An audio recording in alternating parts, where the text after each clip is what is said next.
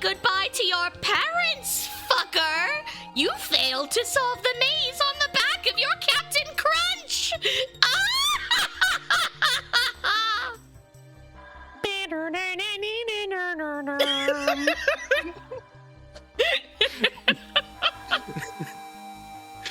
One of my favorite Tumblr posts just refers to that riff as the non-racist riff. I can't say whether it is or is not racist. I don't know Buddy Holly that well. It's impossible to say. I don't care about Weezer.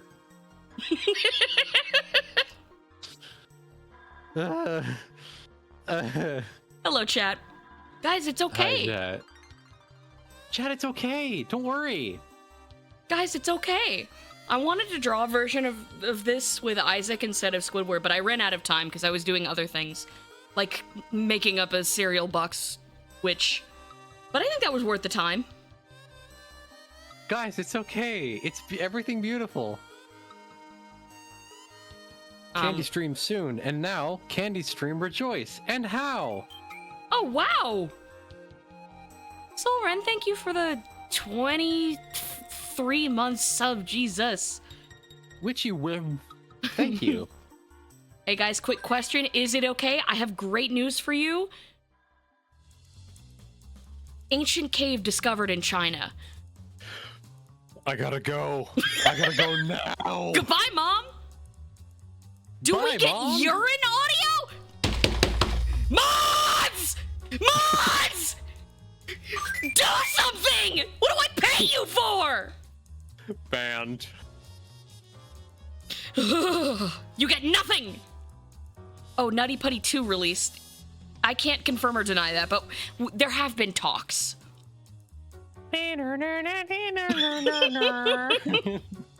Chaos Set, thanks for the gifted sub to Guys It's Okay 5! That's how many guys there are, and they're all okay.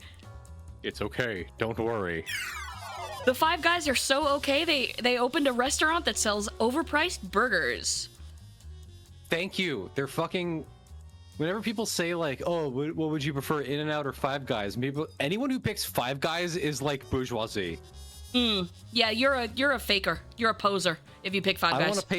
I don't want to pay $35 for a fucking combo with peanuts. Thank you very much. Where's all the extra money going? Yeah, they're good burgers, but like, it's not all going into peanuts, is it? Is that where all your money is going, Five Guys? Obviously not.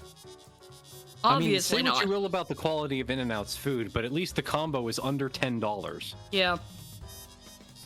I will take mid-cheap food over, like, mid-to-good expensive food. It's always a ripoff. It's always a ripoff.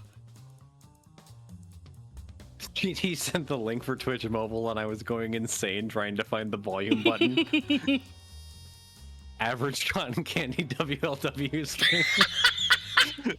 If you can't handle me at my loud, then you don't deserve me at my louder. This is a screaming stream. Thank you very much. If you can't take the heat, get out of the kitchen, buddy boy. That's right. We make noises here. We are loud. We do various voices. I have 3 voices, and 2 of them are Gruntilda.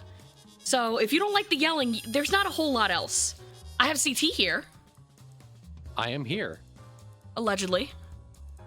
Jano Pro Channel, don't call me Papa. Not my pronouns. There are no fathers here. Nope. Feminist stream. We have taken great care to ensure there are no fathers within a 500-mile radius of this stream. Penrith Paradox, you don't need to apologize. It's okay. You laser focused on that person and yelled at them cruelly. No, that was a different person. We were just commenting on how this is a funny screaming stream. We do. We live in a lesbotopia, really, if you think about it. Soon there will be kind of beautiful. Soon there will be more women for women to have sex with, and isn't that amazing? They come out with new women every day. It's kind of a sign of the end times. What is that supposed to mean? It's all gonna end. soon. Oh, Because of women. Because women. Since because women in woke. Oh. Oh, Muriel, I'm becoming anti-woke. Spoke, women and woke. Shakespeare, if he was, Wait, shut up. Go on. Time of women, time of choke. Fuck, that sucks. God damn it. We'll give you a +1 and we'll pay you over time for the other point. You can loan me a +1 and I'll pay it back on rebate. That wasn't that good. We'll Klarna it or something. We'll do a firm or whatever. We can Klarna that. I'll pay that in plus 0.5 installments. There once was a they them in Nantucket. Was that Shakespeare? He didn't write limericks. I didn't Fake think he Shakespeare did. Enjoyer. Whoa! Wait, Oh, I what ate the her. fuck? What's the matter? There was something uncouth on stream for a moment. Surely not, my liege. Surely not.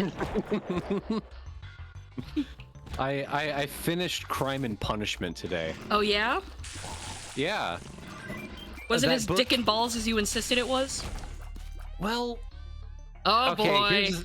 here's the thing about Crime and Punishment. It's, like, morally speaking, it's really, really annoyingly conservative. Mm-hmm. But in spite of that, it's an extremely good book. I'm so glad you came to that conclusion. I love that book so much, and I was going to be so sad if the fucking wrong politics think in it ruined it for you. It gave us two, like, world historic bangers. Like, Yeah. I think Raskolnikov is the OG Poor Little Meow Meow. He's baby girl. He's literally the first baby girl. No, literally, no, the fact that he's like, I am the Ubermensch and the laws don't apply to me because I'm an Ubermensch, and even though he says he's not an Ubermensch, he clearly thinks he's an Ubermensch, but then every time a woman is in trouble, he's like, take all the money I have, please. You deserve this more than I do. I'm nothing but a worm beneath your boot. He's great. And the fact that, and he has a bromance with his buddy, it's like, okay, this dude is actually, like, by any scholarly definition of Poor Little Meow Meow, he is one. And also, Porfiry Petrikov is literally Columbo. He's like he's actually the inspiration for Columbo. I looked it up. He actually, like, the detective from Crime and Punishment, it was what inspired Columbo as a character. Fascinating. I think I knew that, but I think that's because you told me before. Well, probably. I've talked about this. I think I talked about it because after I read Catch-22, because the guy who wrote Catch-22 co-authored the stage play that was the inspiration for Columbo. I see. Yeah. Yeah, I think I knew about the Columbo thing. You do this thing whenever you pick up a book that's like a classic, where you're like, you'll find the like trivia section once you start looking into it, and you're like, guys, did you know about this? Did you know about this? Did you know this was happening here? It's really cute. You wag your tail like a golden retriever. I do. I've been on such a reading kick recently. It's been so much fun. We're word maxing. I am. I'm literally word maxing. We talked about it the other night. It's been really fun. Before I forget, Red, thank you so much for the 30 bones, my friend. That's sincerely appreciated. The art you posted earlier was awesome. Have an awesome. You're awesome, my friend. Does the Keanu Reeves finger point? No, you're breathtaking. No, you're breathtaking.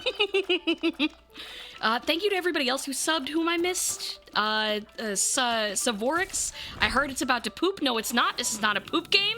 I take umbrage at that statement, and I will not be giving it back. Those who have followed as well, thank you. Yeah, that's crazy that happened in the cultural zeitgeist, that whole cyberpunk thing. I've been playing that game recently. It's fun. The story is engaging, but not good.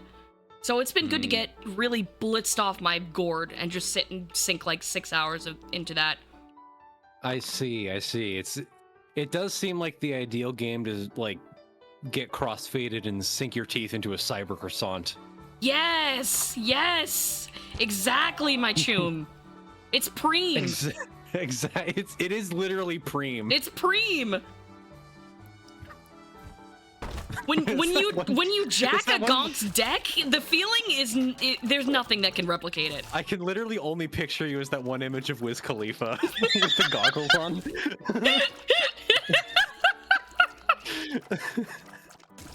It's that one image of Wiz. I think it's Wiz Khalifa. I have no idea what you're talking about. No. There's like a Tumblr post that has an image of. Like, no, believe me, it's real. I've seen him. It is. It's real.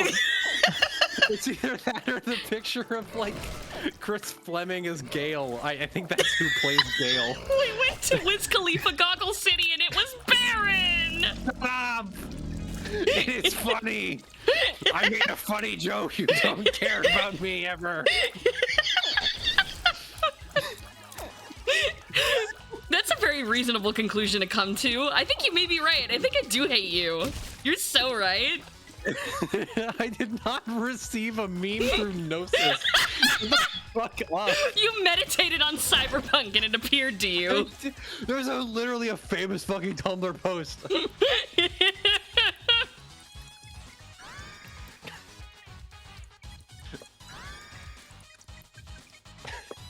Nobody talk. I'm googling Wiz Khalifa Cyberpunk. I knew it! You're trying to synthesize it into reality. Hey, Grok, confirm my belief, please. Grok, make this real. Wiz Khalifa Cyberpunk Tumblr, I beg of you. The only thing I thought of was the post where the person's playing Oblivion and it goes, I'm on that good kush and alcohol. But I don't even think that's Wiz Khalifa. I think that may be somebody else. Fuck, you got me questioning. Shit. I don't know what you're talking about in the first place. I'm pretty sure that's Lil Wayne. I think it is Lil Wayne, yeah. Oh, okay. Good Cushion Alcohol is definitely Lil Wayne. Yeah. Oh, you mean the picture you're seeing that only you can see? No, I don't think that was Lil Wayne. I don't know my early 2000s rappers and goggles images that well. Yeah, I only listen to artists who have paparazzi photos of them at the pool. I'm getting really into Chlorine Wave this year. Chlorine Wave. Those are his Who's bitch? Exactly. Naturally. We all understand that one. That's a piece of the Tumblr zeitgeist right there.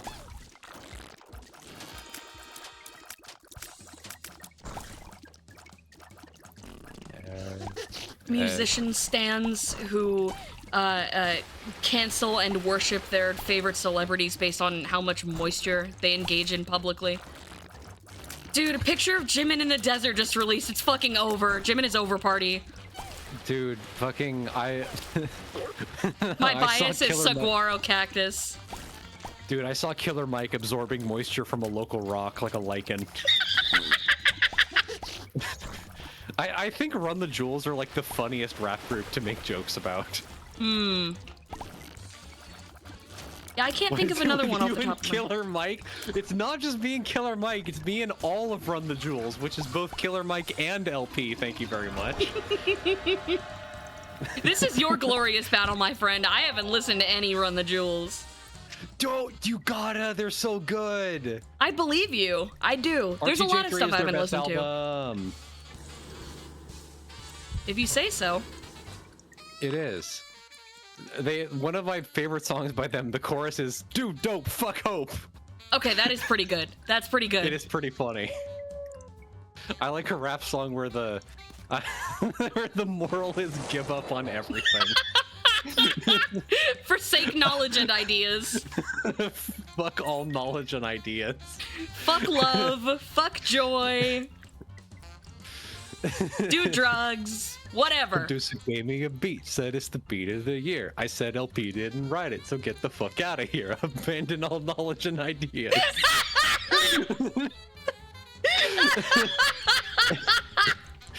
Did I see that image of? Fuck you, Soren. I thought the image. Okay.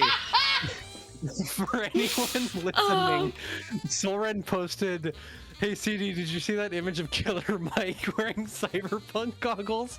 And for a second, I got really excited. They waited just long enough for you to get ready to resign that it's not real. They sparked childlike hope in your eyes and then it immediately extinguished it cruelly, stomping on an ant pile. Soren literally knows my meta. They're like, "Oh, CT's having a good time. I need to trick them by inspiring childlike wonder in their eyes." like the evil and lascivious person I am. Like the legend of the goggles. None of the laughter in that video, as if it could be, was faked whatsoever. I was genuinely like choking. It's so fucking funny, dude. Chat, if you don't know what the fuck we're talking about, go to Candy's Tumblr right now and look up the video they posted like 4 hours ago. It's one of the funniest things Candy has ever made. It's so good. If you can't find it, it's tagged #loud on my blog. Yes, it's the Buddy Holly circus music one. It's so good. It's Buddy Holly in the sound font of the world revolving, which I felt like I was trapped on what are those spinning horse rides? A carousel, and it was going like 45 miles an hour, and I could not get off. That's what that felt like. The movie Speed, except it was a plastic horse. It's so good. I don't understand. It's like he's in some King of Snow grave.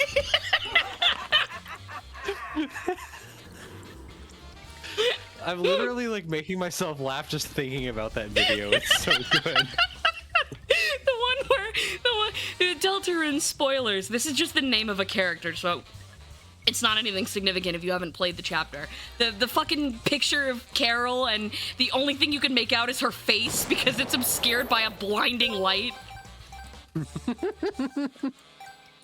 Yeah, and like 60% of the screen is covered by like a blinding blue light. Like they gave it a background highlight in Photoshop to her dialogue, but it just obscures everything. They literally did a Unity asset flip. Nintendo hire this man bloom effect to it. It's like so fucking funny. Unreal Engine 17 when it comes out in 3,000 years. Toby, hire this man. It's just like it's just a bloom effect pasted over a screenshot of Snowden. Her text box is fucking radiant. You're right. It's blinding.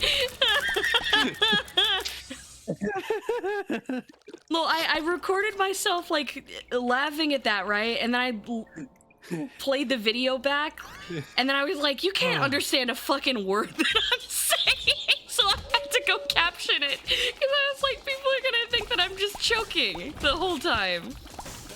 It's so good, dude.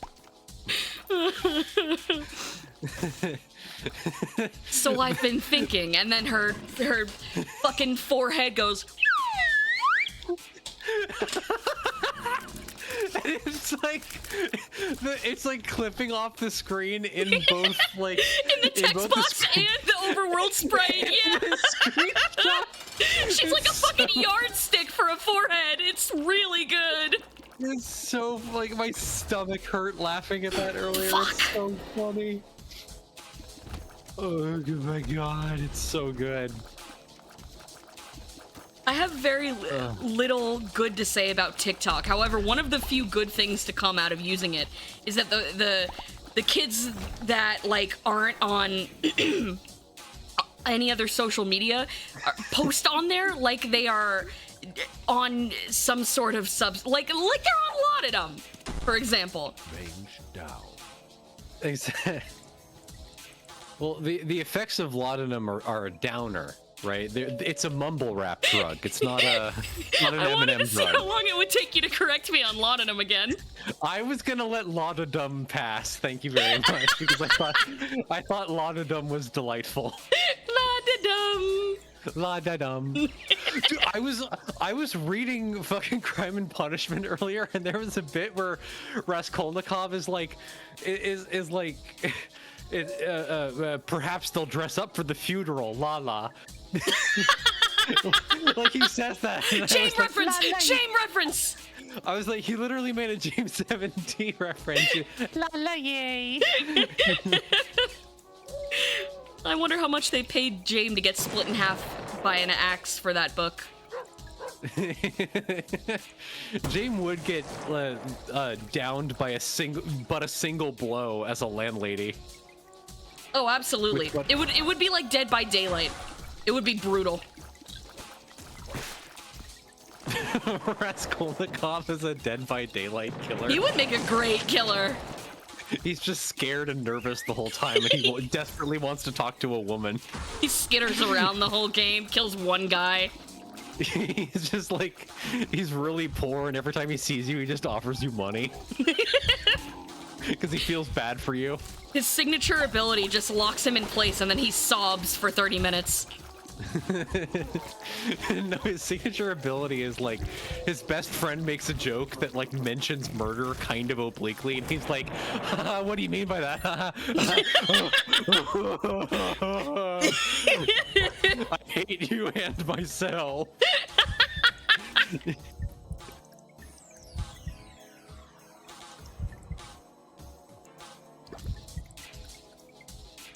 I'm go on. I've been playing a lot. I was gonna do unless you have something else to add, I was gonna do a little topic change if you're okay with that. You have my permission, Surf. So I've been playing a lot of what do you call them? Metroidvanias recently. Mm-hmm. I played Nine Souls. I played Axiom Verge. Sorry, I got the best item in the game. What is it? It lets me pick from death certificate. any item, all of them. We're gonna be here a hot minute. So Nine Souls is good. Nine Souls is crazy good. It's like way too hard. You really think so? I thought it was like really well balanced. It was very tight. Dude, I did the math for Nine Souls' balancing. At max health in Nine Souls, you have the minimum health of Hollow Knight. You're too strong in Hollow Knight, though. You have too much movement ability. You're too quick. No, Hollow Knight is like perfect Metroidvania movement. You have like completely purposeful control over the knight. Nine Souls is really good. I'm glad I played it. It's like, there were some bosses in that game where I was like, I don't know about this, man. Okay. Here, I'm amending that opinion. Here's what my actual opinion is. A lot of Nine Souls bosses should be extra hard refights of the base game bosses. Okay, that's fair. Yes. Like, okay, Lady They don't Ethereal, coddle you at all. No, that 4-frame parry window hates you. You man. have to learn the mechanics.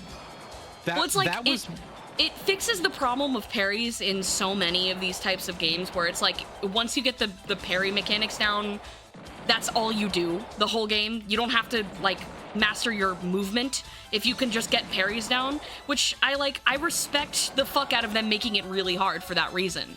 They force you to interface with the rest of the mechanics. I can understand how that'd be frustrating, though. Like, okay, so what that does is it adds time to learning boss fights, right? It makes learning the timing, so even if you know every attack from a boss, learning the timing is still difficult, especially because the parry window for the boss is both direction dependent and less generous than Sekiro's parry. Mm-hmm. Which, not a bad game design decision in a vacuum, but it demands a lot of my time and attention, where in reality I was really just looking for a game that I could like listen to an audiobook and play. Although I will say there were several times where Nine Sols like truly captured my attention. The writing in that game is very, very good. Very compelling, yeah. I was not expecting the game to be that interesting or compelling, or for like the protagonist to be that fun. We need more video games from Chinese game dev studios to get English translations, because they are fucking cooking like crazy over there. Yeah.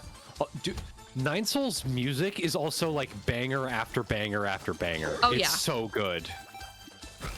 Nine Sols is so good. I kind of wish they had named it something else so it didn't just it didn't just sound like an obvious Dark Souls. It's so good. It's like it's a reference to a Chinese myth. It's so good. I'm aware of it. I just mean like English-speaking people will be on Steam and be like, "Oh, this is just a Dark Souls." They just want to be a Dark Souls. I got it. It's really clever. It is clever. I'm not saying it was wrong of them to choose that. You know, I just wish it had like more people would give it a shot. No, it's a reference to the legend of Ho Yi, and how there was a myth about how there used to be 10 sons, and there was a god of archery who killed 9 of them because they kept burning the earth. I see. I had an ex-girlfriend who wanted to write like a cowboy retelling of the legend of Ho Yi. Oh, that's cool. Yeah, she was kind of cooking with that one, I'm not gonna lie. Yeah, that's pretty clever.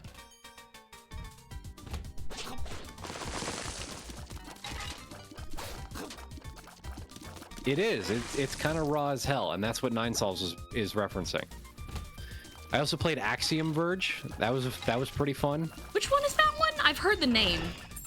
It's like a Cronenberg Metroidvania, but it's like way heavier on the Metroid than the Vania. Oh, I see.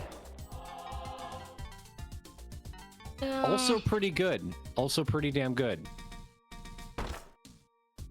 Although I was never terribly captured by the Metroid games. No? Any particular reason why? They're very, at least like Too Super maze-like? Metroid and stuff. There's a lot of pixel hunting. That's fair. They are not nice to you in those games. No. But I'm able to appreciate them for what they are. You also glitch reality in that one. Yes, that's true.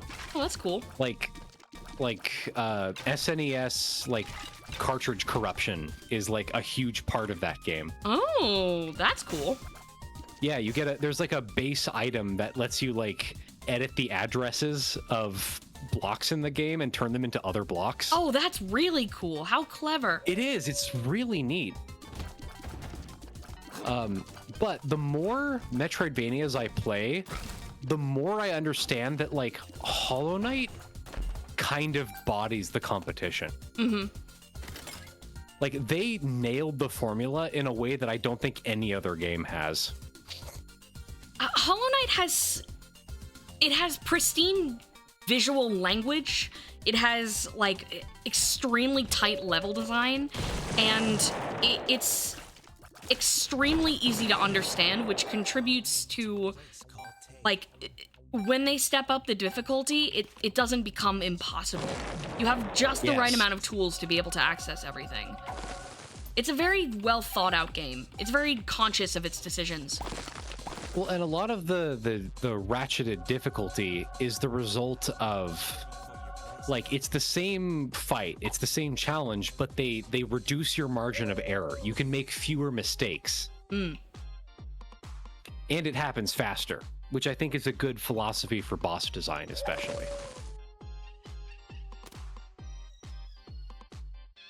Okay, Silksong announcement tomorrow. Don't get overzealous. We haven't even like nobody can play that game right now. We don't know if it's gonna be good, you know? Calm down. We're getting supposedly we're getting a demo tomorrow. Okay, we'll see when that happens, if that happens. Yeah, supposedly we're getting a demo tomorrow, we'll see. Chat, how are the levels on everything? You can hear the music okay, yeah? If I'm cutting out, let me know. That was happening a couple streams ago, and then nobody said anything because apparently people thought it was a bit. I need you to be able to hear me. If my words are cutting out, please tell me. I know there's no backseating, but chat says it's good. Appreciate it, y'all. Silk Song announcement. No more game ever. You're fucked. That's right. You're all in timeout, and they're taking your Silk Song away.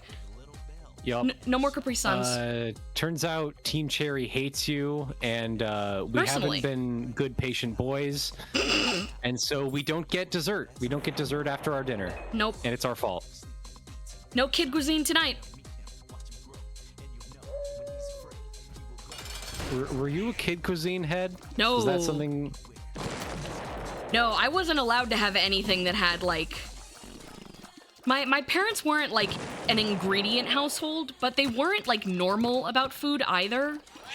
I ate a lot of rice cakes growing up. I see, yes. Very similar to how my household is now. Yeah. My parents are, like... They like to think they're smart about their food consumption, but they participate in every trend, like keto. Yes, keto. Were they on goji berries for a while? No, that one was too liberal for them. Yes. Okay, I see. So no superfoods, but general health trends. Right. No kale because that was gay, right? That well, Right. obviously. Kale is gay, and it votes Democrat, so none of that. Obama probably ate kale or something, and then that was just too much. They did. It was like whatever was like the gentrified white people magazine advertised food lifestyle advice. So Well, there's a keto was lot of there, those. but yeah. So are we talking like Sunset magazine, or are we talking like health and fitness? I don't know specifically. Well, that's all right. That's all right. There's a lot of those. I was a child. I never asked specific questions because I would get more answers than I wanted. Oh, you never asked your mom and dad what their magazine preferences were? No. Because there's tiers to white people magazine parents. I don't believe they were like a Southern Living, but I do know that my dad, at the very least, convinced himself to join Mensa because he would read like those well, he was big into golf. Oh, so okay, it's like kind of the so maybe a Better Homes and Garden household. that I think might have been too gay for him. That also does sound kind of gay for your parents. Yeah. At least from what you've been telling me about your parents. Yeah, that tracks with how gay I think your parents are. Bro, your parents sound mad gay. Well, in this case, your parents sound mad straight. Oh, they were mad. I don't there wasn't any specific publication or news network or whatever that they latched onto. It was kind of just like over time they got really weird and bad opinions. I can't pin it down to one particular thing, but I think I would know when I saw it. That makes sense. We live in Texas, so I whatever was on the news, and then it would just get Yeah, there also might be local Texas variants of whatever I'm getting out here in Southern California. Most likely, yeah. I know the only this is funny. The only reason we moved out here to Texas was because my parents saw that it was one of the city we live in was one of the top 10 best places to live in the United States. And Interesting. this is the kind of forward-thinking Mensa intelligence my father has. We moved in the middle of the housing crisis. Ah, perfect. It was very smart. His IQ is very high.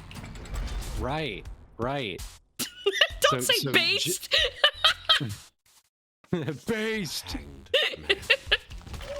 I see. So just when people are trying to sell their dog shit, overpriced houses for as much as they can possibly sell them for. Exactly. And that tracks. That the house we ended up moving to had we had to make so many renovations to it. It was so poorly thought out. Because maybe it was built by like drunken idiots back in the 1970s for extremely cheap prices that were probably mob involved. Something like that. Well, because that's the story of Southern California. Like, the housing boom back here is basically why a lot of like mob activity exists, is because like a lot of subcontractors had mob connections. Well, it's North Texas, so the housing and stuff here only started really cropping up, like, I want to say like early 2000s is when a lot of it became like a big boom town. So it doesn't go back that far. A lot of this was like still plantation family owned land until, well, it still is. Right. Ranch land, as it were. Yes, exactly. I don't think there was ever a mob in Texas. Maybe. I LA don't loves think its so. mobs, although they have less power than the real estate developers now. There's already a lot of very established old money down here, so I feel like they would have a hard time getting their foot in the door. A lot of oil barons and weapons contractors, from what I understand. Yeah, like a real Raytheon type. That was fucking trippy. They came to my school when I was in middle school, and like we did like a Raytheon written unit in science class. They had their own like spiral notebooks for us to write in and everything. It was very strange. I didn't realize like how odd that was until I got older and remembered that happened and was like, why were they allowed to do that, man? Well, they probably paid a lot of money to do that. I have to imagine. But it's like, why not Texas Instruments, you know? Right. Why Raytheon? They sell calculators and guns. Yeah. At least it's not just like one war profiteer company. They do other stuff too. Exactly. At least do other stuff. At least do other things. If you're gonna be problematic, at least vary it up, you know? Guys, did Raytheon get canceled? Did they do something problematic? Did Raytheon do something problematic? Was this shipping? Yes. Yeah, they're pro shippers. I was trying to remember the anti-shippers. Yeah, depending on who you ask. I can't remember what the evil one is. It depends on who you ask. Right. It's like, yeah, one of them is sexual abusers and the other one's is Puritans. And nobody wins. I can't keep track of whichever one it is. What no material analysis does to a motherfucker. Yeah. It's so, internet is not praxis, right? Internet does not solve problems. You can argue and convince people of your beliefs all day long, but it doesn't give the homeless man on the corner $5 to feed himself, you know? You need to go do that. Exactly. So you can have whatever more correct opinions that you want online. I just don't care because you're not helping anybody. Listen, if you disagree with our opinions, don't worry. Every character from Steven Universe does hate you. That post is so funny because like people really they thought that people would abandon killing stalking. Every if, character from Steven Universe hates you. As if, like, being cast out from the Steven Universe fandom would convince people to stop reading Killing Stalking.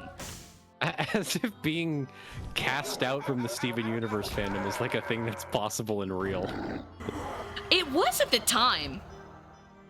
Was it? Oh yeah. I wasn't around for that. That shit was serious as death. That was the mob. That was the Tumblr mob. Oh, I see. That's that image of Leopold of Trest where it's like, I'm here to debate Steven Universe with you. Exactly. God forbid you have opinions on asexual people either. You're fucked, basically. No matter how woke you are. Yes. Nobody knows not to feed the trolls anymore. And I'm not just saying that as like a things used to be better, but like, no, it's concerned trolling is too successful. it's that one like fucking Northern Lion clip of like trolls used to know that they were the bad guys, but now it's like somebody will say the most annoying shit on earth to you, and it's like, why did I get banned? We were just talking. It's like everybody knows that if somebody says to a fat person, you need to eat better or something, or comments about their body in any way, like, they don't actually care. They don't want you to get better. They just don't like the fact that you're fat and don't want to see you, right? So why is it different when it comes to any other online issue? Why does that pass the censors, you know? Exactly. Why does that not also immediately trigger like an, oh, I shouldn't listen to anything? They're just concerned that you're not taking your own material pressures into account, and you might be encouraging some sort of like some sort of harmful behavior among your readership who are potentially minors, Candy. Oh my fucking god, what if they're minors, bro? What are we gonna do? Literally, Candy, what if you're encouraging fatness among minors, okay? Good!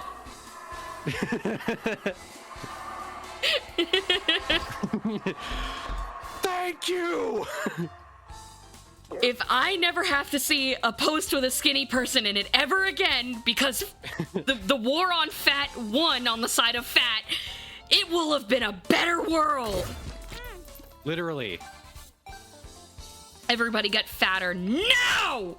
Fat people delenda est. Or skinny people delenda est, I'm sorry. No! No! Sorry! I'm invading you with war elephants over the Carpathian Mountains. I'm so sorry I said it. It has to be true now. Dude, I like the way you decorated their tusks. Reef shark to CT, no!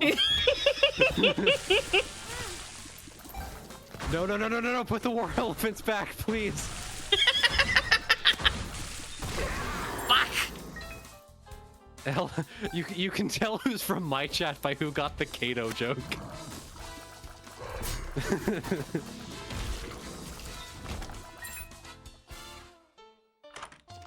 We are invading you with war elephants, though. I'm sorry. It fucking sucks here, man. They're spraying water and shit out of their tusks. Out of their trunks, rather. Tusks don't do that. That would be cool, though. they have new abilities. They got XP from fighting the war, and they got to pick one of 3 new abilities. Right, it was this increased health or faster attack speed.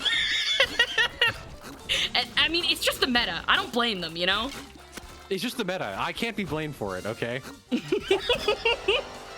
I've been having a lot of fun watching Northern Lion play like 70 different new roguelike games that are all Balatro.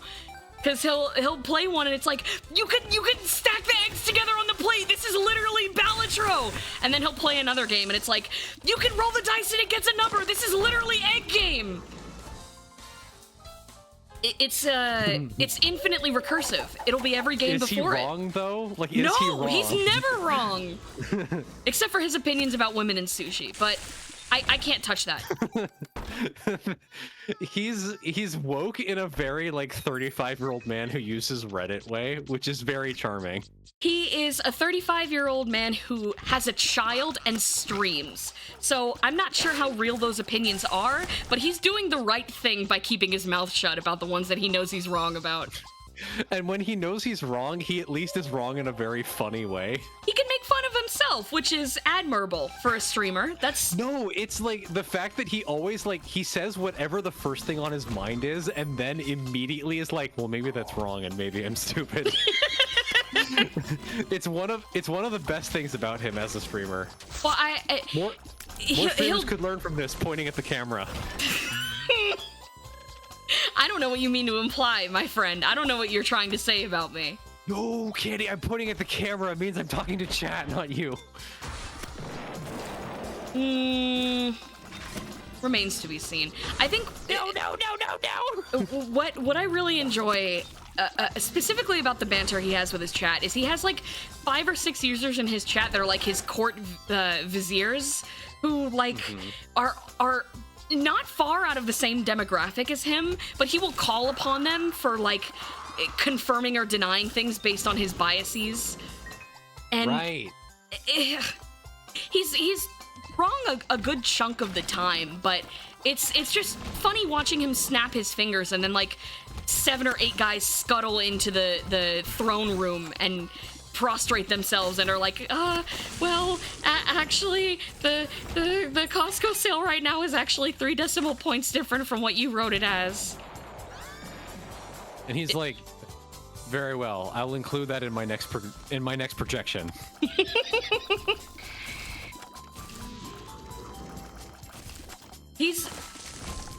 It's a privilege to have a streamer who is just like kind of somebody's dad. He's pretty normal, all things considered, especially for a streamer. But he definitely is just a guy you would talk to, like at one of your like cousin's kids' birthday parties. That's very specific. There is a purity of ideology to him that like represents the everyman in a way that I'm not sure other streamers can represent. He's got skin in the game by virtue of having a child and like people relatively knowing where he lives. So like in part he kind of has to be I need her expeditiously. He kind of has to be level-headed and reasonable. We should make more streamers have children, I think. Yes, and just see how they are as fathers. Yeah, well, no, I didn't think that through. We shouldn't leave more streamers in charge of children. Definitely not. More streamers should be in charge of like animals that can almost talk, like an African gray parrot. Like a Scooby-Doo? Yeah. No, like an African gray parrot. Thank you for the Ritz. Rhonda Spectrum.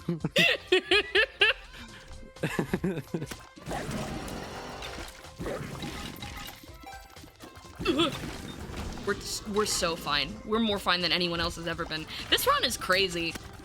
They've kind of given me everything I wanted on a silver platter. I earned it. Arms up like in Seinfeld. I earned it. But it's still good. Not that there's anything wrong with that. Which of course could mean nothing.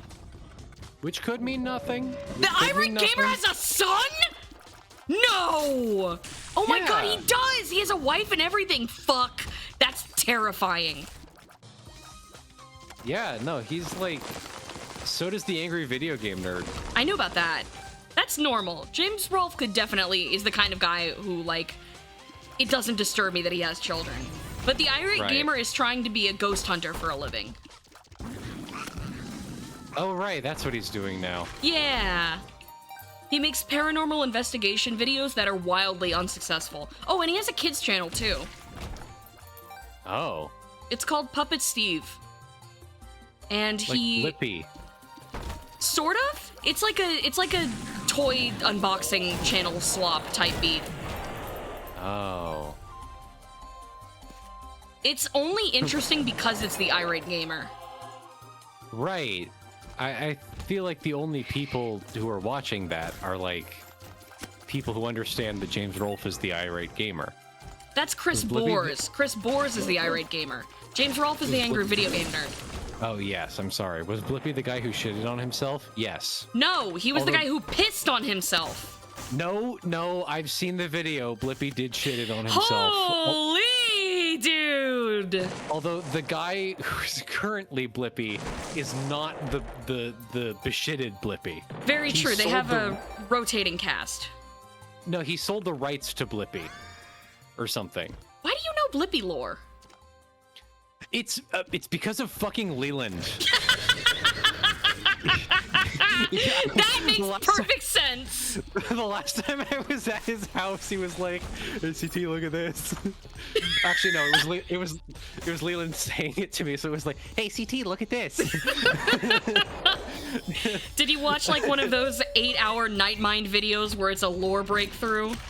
No, he literally he cut to the part in the like live leak video where he was shitting on himself, and I was like, what the fuck? You keep good company, my friend. I love Leland. He's awesome.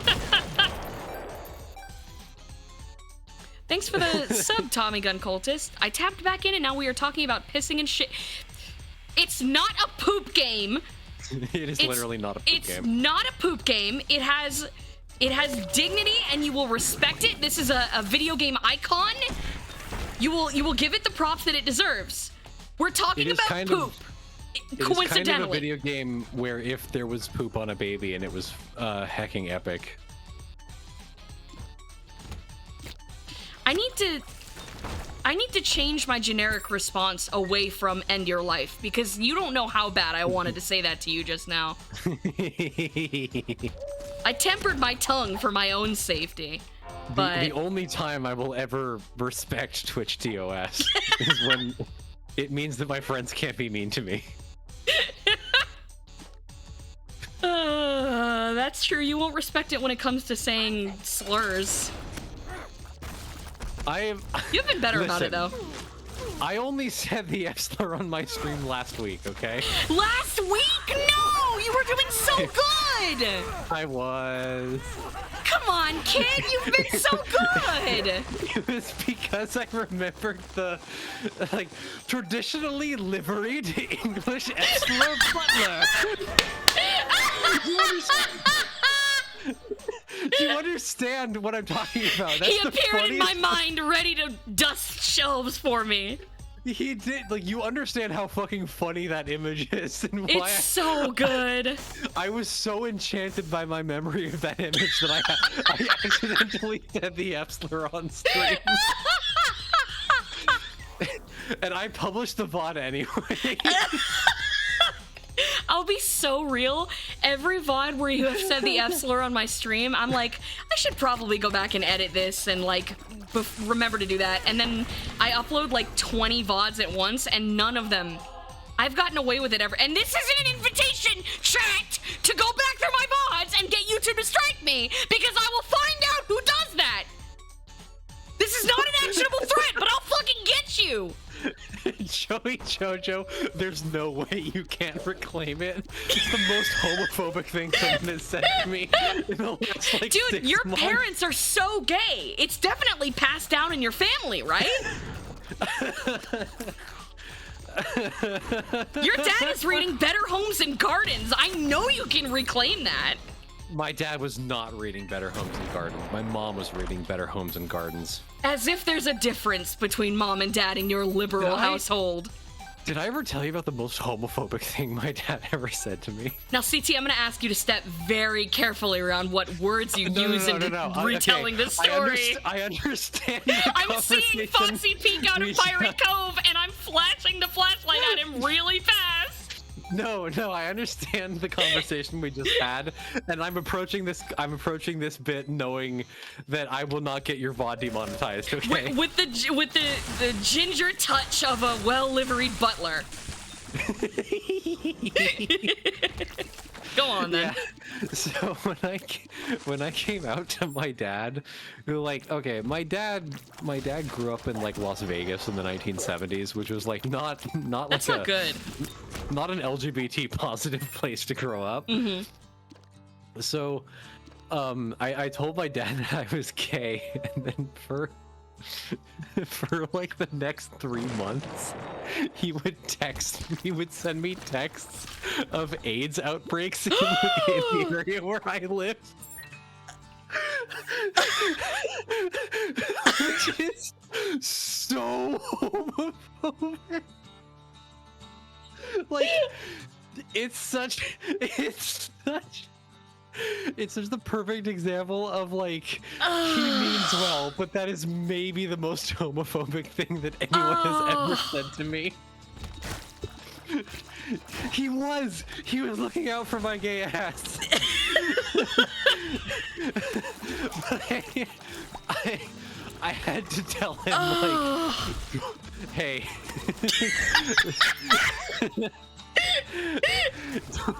don't send me these. It's actually like, it's like, I know you're looking out for me, and I do love you as my father, but don't send me these anymore. You can't be saying that, paternal baby.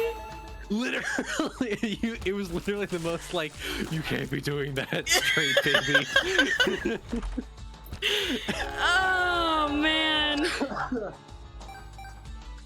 It's one of those like, you know that Tumblr post, like what's an instance of racism that you experienced that was very funny nonetheless. I was like, okay, this is one of the most homophobic things that's ever happened to me, but that's really fucking funny. That is so funny. My parents were just like normal, intentionally homophobic to me. I don't think I ever got like a, which is we're all going to the blood drawing party tonight, but we're not going to invite you, my non-binary child. Don't even worry about that. I already know you can't participate. Part of me thinks that has to be so much easier to navigate, right? What does that make sense? Like the having straightforwardly homophobic parents instead of like these weird, like uninformed yet woke homophobic parents? I mean, at least you could have friends over.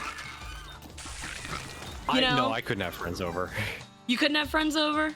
No, okay, because I couldn't have friends over because most of my friends were like lesbians.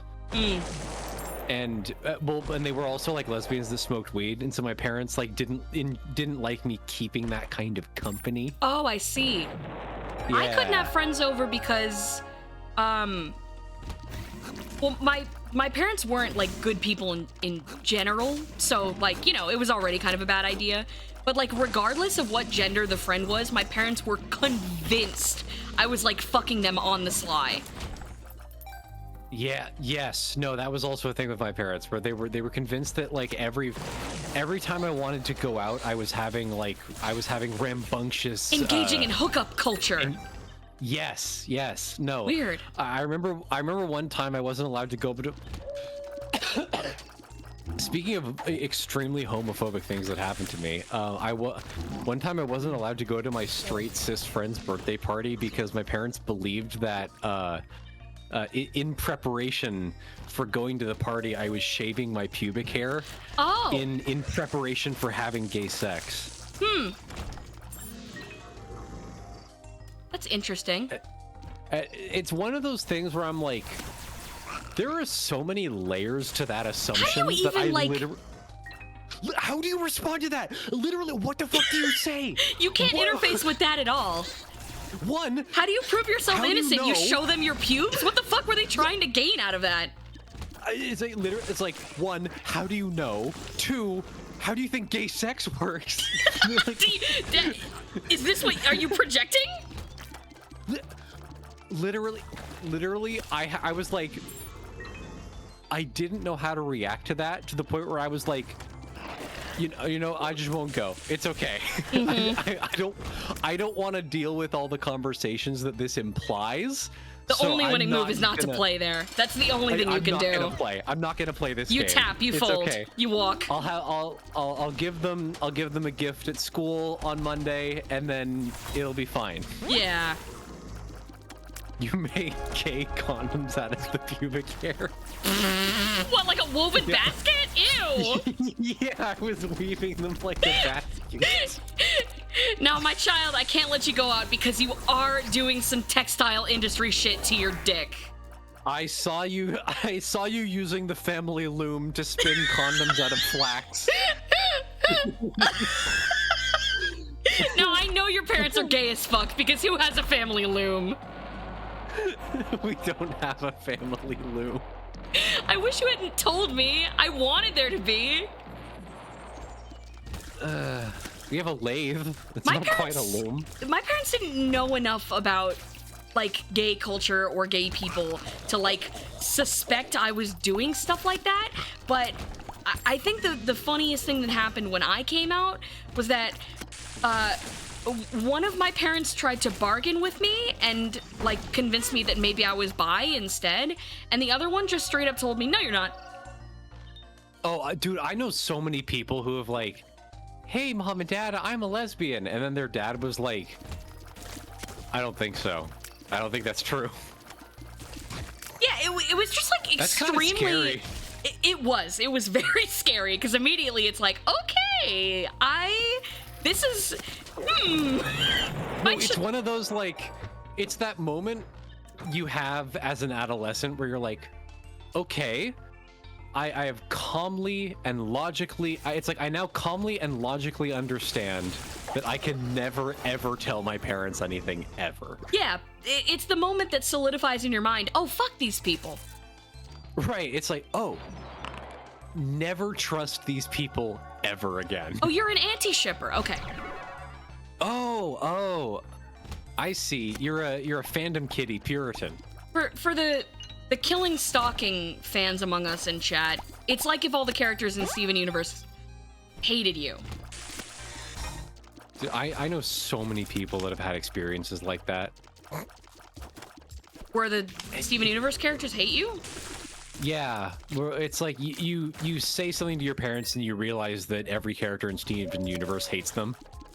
It's like, I understand that the generation before me is recovering from some, like, far more insane parenting misplays of the generation before, but, like, basically everybody I know that has, like, weird parents, they're like, emotional capacity is so beyond fucked, it becomes archaic to understand them. That's why it's like, I don't think I could ever hate my parents, even for all the, like, frankly insane shit they've done and said to me.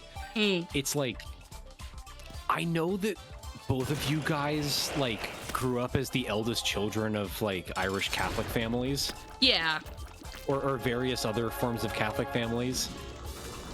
And, like, the way that your parents raised you was just like, don't come back home until the sun goes down, and if I'm mad, I'm just gonna beat the fuck out of you. Right. And that seems like pretty objectively worse than how I was raised. I don't know. But also, it doesn't mean that I was raised by, like, emotionally conscious and present parents. You don't get to choose whether your parents are physically or, like, emotionally abusive, and I don't agree with, like, comparing either from each other, because it, like, kind of misses the point. But, like, man, it would have been a hell of a lot easier if they were normal, you know? Exactly. Like, why even have a fucking kid? But at the same time, it's like, I understand that, like, no one taught you how to have a living human being as a child. And, What? like, from your perspective, you're probably doing amazing because you're not beating the fuck out of me. I can understand that. You've still fucked up quite a bit, but it's like, I at least empathize with that. Like, oh, no, nobody ever wrote a book on how to be a parent. Like, bitch, I was a child in, like, 2005. People were going on Oprah with books about how to raise your kids, you know? Candy, have you read the books on parenting from when we were kids? CT, I was a preschool teacher for 6 years. So you understand that, like, Every books about single parenting- one of those motherfuckers was completely stupid. Completely and utterly stupid. It's so insane. I feel it's like It's an industry based on misinformation, lies, and bad intentions. It's an industry based on patting yourself on the back that you aren't raising your children based on the ethical parenting standards based on the book To Train Up a Child. Essentially, it's book? like, yes, it's. I will sum it up for those in chat who are unaware of what we're talking about. The philosophy was, as long as you are not neglecting your child's, like, base level of the Maslow's hierarchy of needs, you are doing great. And emotionally, the best way to engage with your children is to make them handle everything on their own. Train them like a dog, and if they don't bark, then that's when you can start getting physical with it. There's a number of different philosophies about it, but it all kind of revolves around that central tenet of, like, it's okay if your child is seen and heard, but if they're not seen and heard in the way that you like, you are obligated to whip them until that changes. Which, to be fair, is more progressive than the generation before it, because they wouldn't wait for the child to talk to whip them. They would do it before the child opened their mouth. That But is that the doesn't mean actually it's good. crazy part. Is that it's like this is an enormous step up from For- what like our parents were raised with. For Reaganites, it sounds like communism, but it is still abuse. So we haven't come Literally. super far. Like have you ever sat down and read To Train a Child or To Train It's Up a Child? Really, really bad. It's like It's egregious. It reads like a cartoon from like an evil Muppet who thinks the solution to every problem is hitting your child with a rock. Yeah, it's incredibly so awfully. It's so bad that like teacher support groups are entirely based around telling the teachers like, the ones that are legitimately looking out for teachers' best interests, because most of them are not. Most of them just say like, you're doing the right thing and just keep doing it and keep suffering, and if nobody helps you when you ask for help, then you're doing the right thing. But like the ones that I attended were all like, yeah, so you actually need to maintain your own emotional state. That's the crazy part, guys. You gotta not yell at the kids, and then they'll be happy and they'll like listen to you and shit. Isn't that crazy? Buy my book. It is kind of crazy how much society is like relearning that shit. Did you know that if you want to have a relationship with your kids at all, you can't beat the fuck out of them? and okay, To Train a Child was literally a level up from, okay, you know who wrote the books on parenting before To Train Up a Child? Like the generation above him? You might actually be able to guess this one. I want you to give it at least one guess. It's a guy I fucking love talking about. There's a lot of those, CT. John Harvey Kellogg. Oh, I do know this. Yes. Fuck him, by the way. The guy who thought that if you ever jerked off, that it made you like irredeemably evil. The celibacy serial man, yeah. Yes, and the guy who invented chastity cages that were literal torture devices. Mm-hmm. Yes, the yogurt enema guy. The Yeah. cereal yogurt enema guy. I don't know why he didn't think that was gay, because that's gayer than everything else he did.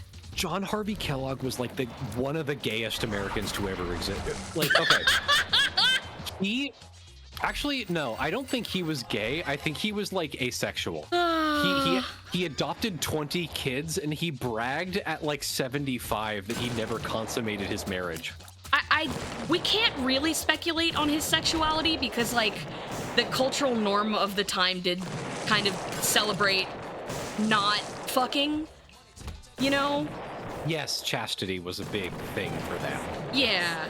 So, like, who knows what his sexuality was, but he definitely wasn't interfacing with it in a healthy manner. No. No. He believed that nocturnal emissions were a sin. He believed that nocturnal emissions made you a materially worse person. What did he mean by nocturnal emissions? Like if you bust a nut in your sleep because you had a wet dream. Huh. He says that's a sin and you did it on purpose.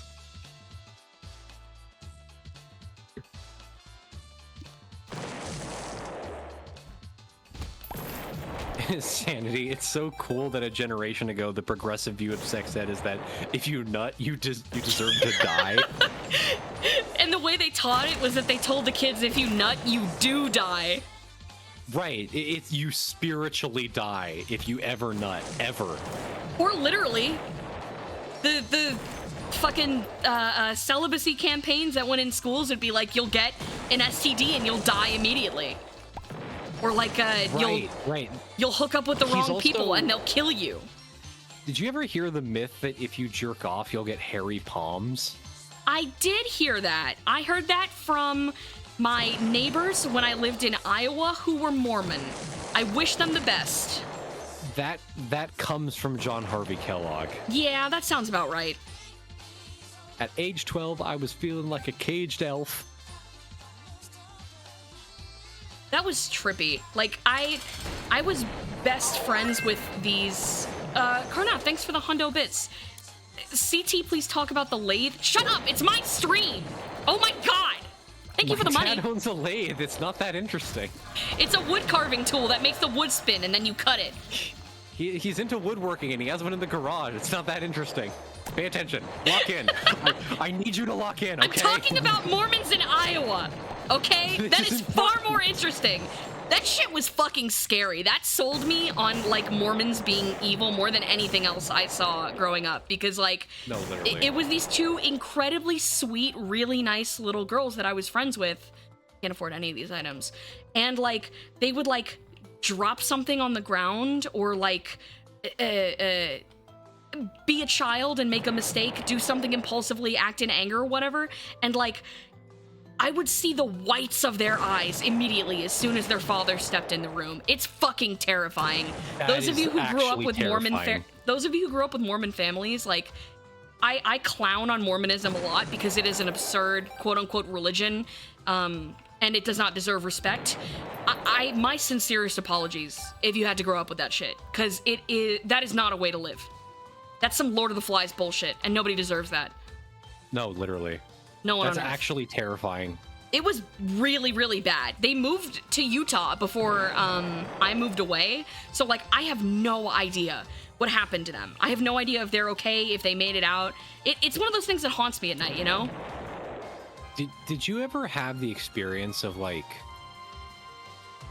you go over to a friend's house for a play date and then like their mom walks in the room and they suddenly get really quiet? Yeah. Oh yeah. That's a similarly terrifying experience. Yeah. Well, that's how like I had to be as well. So like it's so recognizable.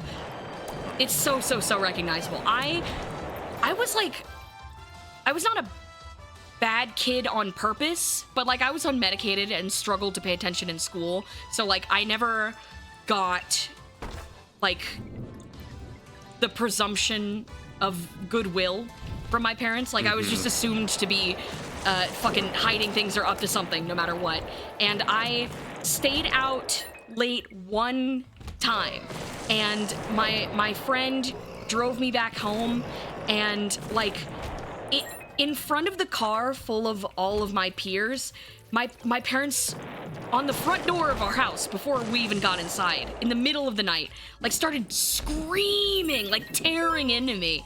And it was like in that moment I was like, okay, I did fuck up and I'm willing to apologize about that, but like how do you function normally if this is how your emotional state works? Yes, that's one of those things where it's like, how do you hold down a job like this? Yes, it's like having a moment where you realize like, oh, you've been spoiled by having like really good customer service all your entire life. Yeah. Do you know what I'm talking about? Where it's like, oh, like the employees at Wendy's like treated you like you're a god, and so you think it's okay to act like this in public. It's like, it's not like they've never been checked before, but like something about having a child to take that out on just changes people's psyche fundamentally. Yes. You know? No, absolutely. It's very strange how acceptable it is to view the child as like an extension of your property instead of a person with their own autonomy, as like children are. You know, at the end of the day, sometimes you're gonna have to do things that your kid doesn't want to do because they're a kid and they don't know better, of course. But like, so much of parenting nowadays is just like barking and pulling on the kid and moving them around and shutting them up. And that's kind of how it's historically been with knowledge of child raising. At least like in from the culture that I'm aware of. But like, man, how did we get here? It gives me quite a bit of hope for like the preceding generations of parents, because it's like, fuck, man, like it can only get better. Literally, the difference between like the new generations and like how our parents were raised I've is seen like it night firsthand. and day. The parents, the most like recent parents, while they're not a monolith, And it's not to say that there aren't like bad parents anymore, but generally the cultural understanding of how to raise a child, the framework of it has changed dramatically, especially now that like with people filming their kids on social media, it's not like this neighborhood, this suburb neighborhood of people you talk to that just confirm your beliefs. Like, if you're yelling at your kid, people are gonna fucking find out where you work and email the video to your boss, you know? Right. It's not as private anymore, and it's far more well known that you have to kind of treat your kid like a person. Right, which is something. It's not a perfect. It's like in enforcing child rearing norms by social media will come with its own problems, but oh my god, it's so much better than parents just being the undisputed god kings of their child's life. Yeah, it's not a good solution, but at least it's a change. No, the new generation will just screw them up in new and interesting ways and give them anxiety. That's gonna happen and has happened since the beginning of time. There will never be a generation free from anxiety, and it's kind of like short-sighted to assume that it's because it's the most recent generation of people doing that. You have no idea how much better it is now. There are not, like, the New York Times bestsellers list of books are books telling parents, like, if your kid doesn't want to eat the applesauce, don't force them to eat the applesauce or starve. The book says shit like, if your kid doesn't want to eat the applesauce, offer them an apple or something instead. You know? Right. There is physical evidence that it is better now. It's a bit naive to assume that it's always going to be bad. Don't be a pessimist now. Things can only get better. Exactly. Or the things that are going to get worse are at least going to get worse in a new and interesting way. You're not really helping. You're not helping my argument at all. No, I am helping. That's a good thing. If things are going to get worse, my friends, they're going to get worse in ways that you can't imagine and aren't equipped to handle. I mean, what am I going to do? Lie to people? That's right. True. Buddy, we're on Twitch. It's all we got. Work with me here, please. Tell Chad about your dad's lathe, please.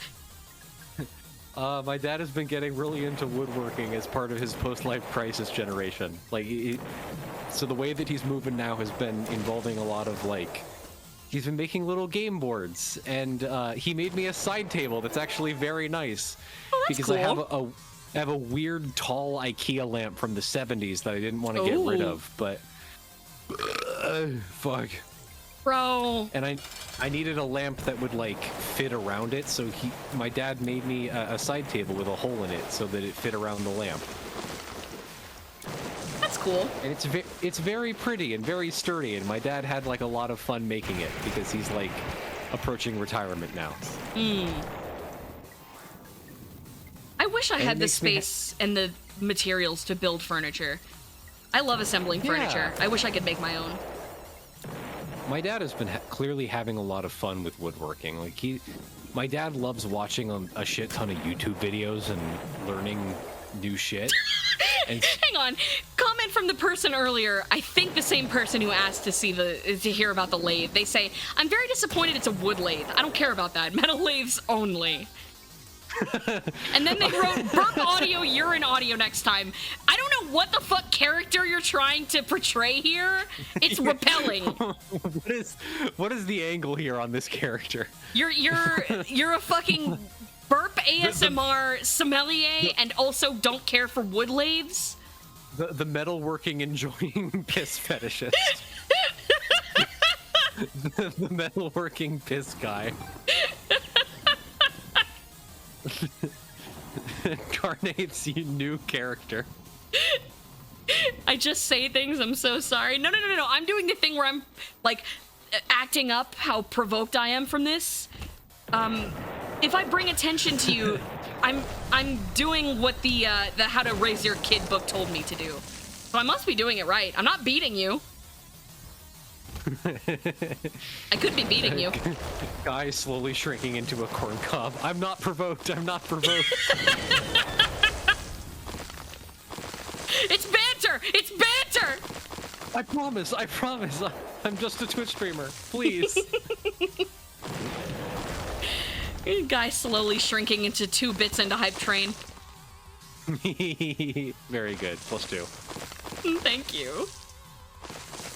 Cotton Candy WLW voted best streamer for not beating his chatters to death. That's right! That's right! They're gonna give me a Webby next. How do you get a Webby?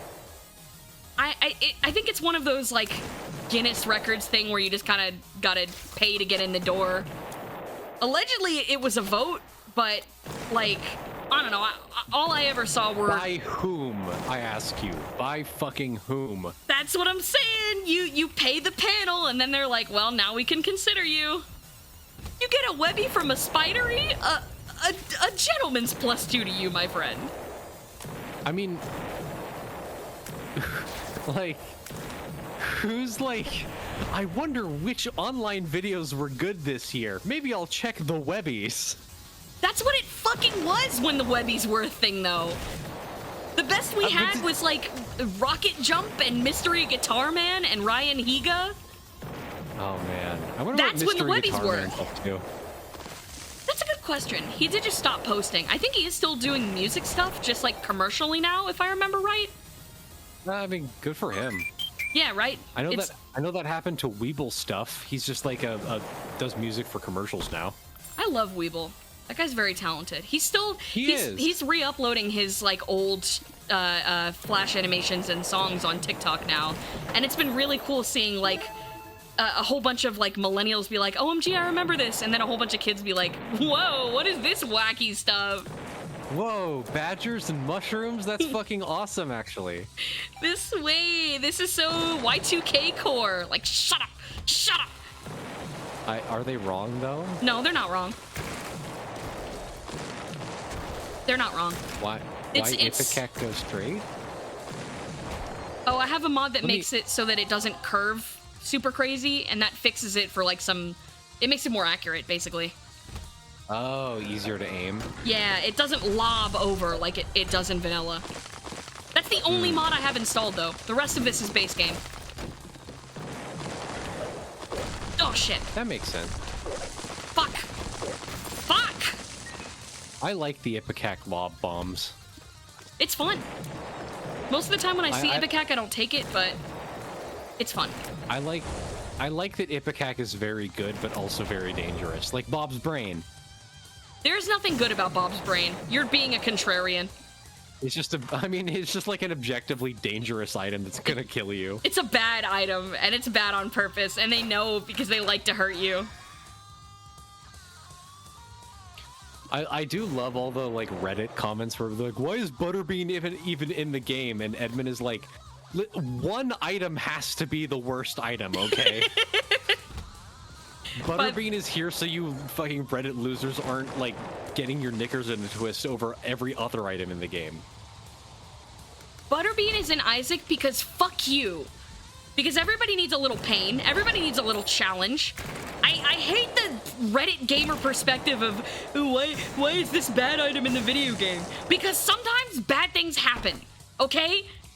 And the more you complain about it, the more you deserve it.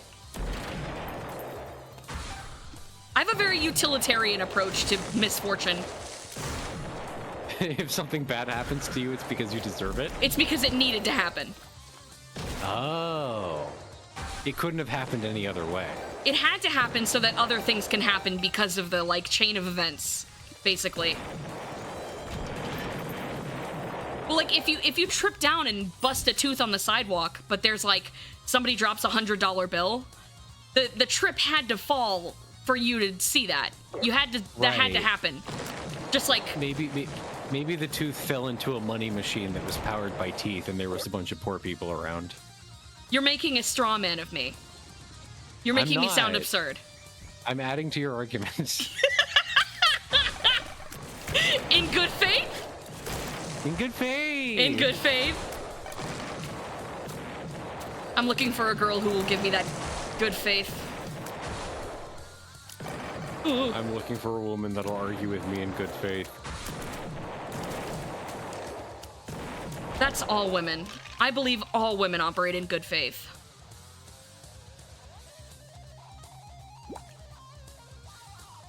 Does that make you credulous or feminist? No nuance. Monkey scratching its head image. I don't know. I don't know. I don't get it. This is pretty sick. I do like being able to explode everything with my mind. Fuck! I don't agree that it's sick anymore. That me was different. That me had to happen so that this me now can happen. Do you understand? The changes had to happen in my brain. Time has to, like, operate linearly. So, like, point A has to happen before point B. Not because, like, I wanted point A to happen, but that's just, like, how a numbers line works. 2 comes before Right. 3 because that's just how that's measured. Not because 2 is good for coming before 3. Right, not because it deserves to come before 3. Exactly! It's just a It measurement. simply does. Yes. It just exists in that way. It's a function Dad. of time.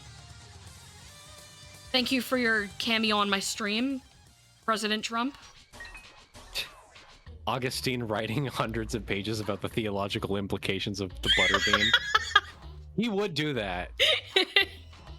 Nice St. Augustine reference, Irelier. Make another one.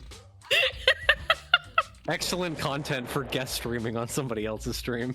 Yeah, just post more shit about stuff that I can't contribute to, because fuck me, right?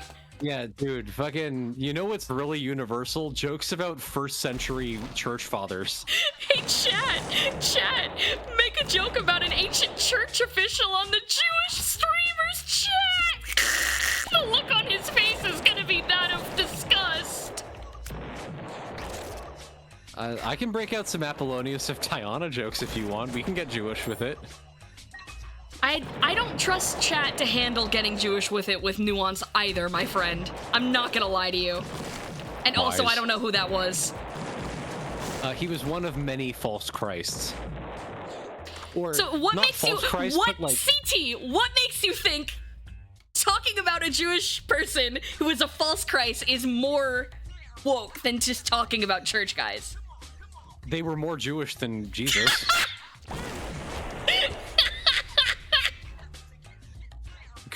You could have picked Nachmanides. I could have picked a lot of guys. there were in fact many Jews in the first century.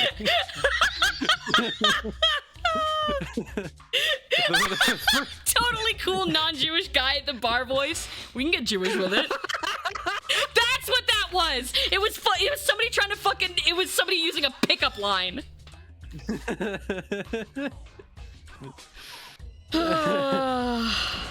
Yeah, man, we can get Jewish with it. I'm totally cool with that.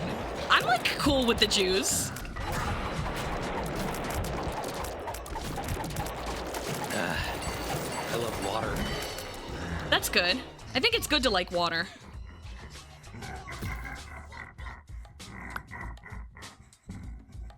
Did you actually get Dead Cat 2 runs in a row? Everything you see here is fabricated. It's actually AI, if you could believe it. Yeah. Or is it secret mystery? Secret mystery. Water is refreshing. Water hydrates your mouth and you drink.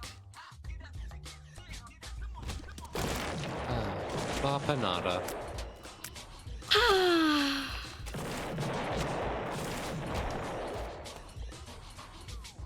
She was right when she said that. Yeah. Why hasn't she ever been posted on lesser known waifus? Well, she's not lesser known. I'm pretty Candy? sure she's greater known. What is her name? What is her name? That's a good question.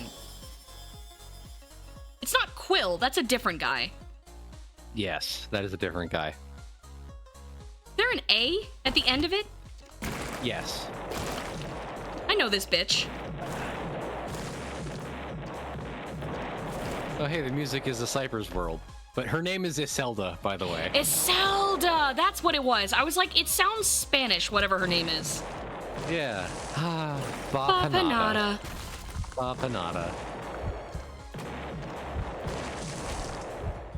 I think A Cyber's World is one of my favorite songs on the Undertale soundtrack, or the Deltarune soundtrack. It's I don't know what malaise Toby Fox is suffering from that's making him so good at making music. But like, the man can cook. Dude, you know what I played recently? I played the Off remake. I've been meaning to play that. The original composer of Off did not return for the remake. And so you know who did the music for the remake was Toby Fox. And he said about being asked to do the remake, like, he said that it felt like coming into someone's house and then putting pictures of yourself in all the picture frames of their family. And I see why. Like, okay, Toby's soundtrack, it cooks. It's really good. It does not do justice to the weird discordance of the original game. Yeah, it has to be different by virtue of being Toby's music and not the original composers. Yeah. No, fucking White Meat is an excellent track. It does not hold a candle to Pepper Steak.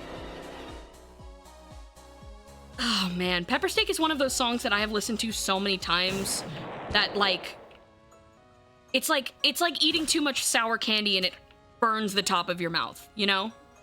Yeah. It's so perfect. Like, I think Pepper Steak literally made the atmosphere of that game. It's exactly the song that game needed, and nothing less.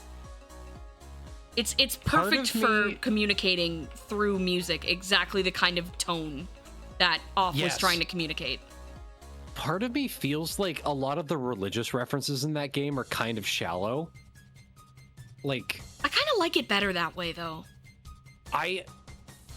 I think they work for the period. Like, when Off came out, no game had ever done shit like that before. And I think it was good for the time. I just have very high standards for religious imagery in games. You do. But like all the add-ons being named like the Father, the Son, and the Holy Spirit, I was like, okay, yeah, I get it. Yeah, all the bosses are named after biblical patriarchs. I gotcha. That's but also droll to you, but the idea of the biblically accurate angel wasn't even a twinkle in the public consciousness's eye. That's so true. The TikTok concept of the biblically accurate angel hadn't existed yet. So when that shit was new. When Japhet came out, and then people Googled the name Japhet, and they were like, "Whoa, it's from the fucking Bible! Fuck! He's one of the sons of Noah! Fuck!"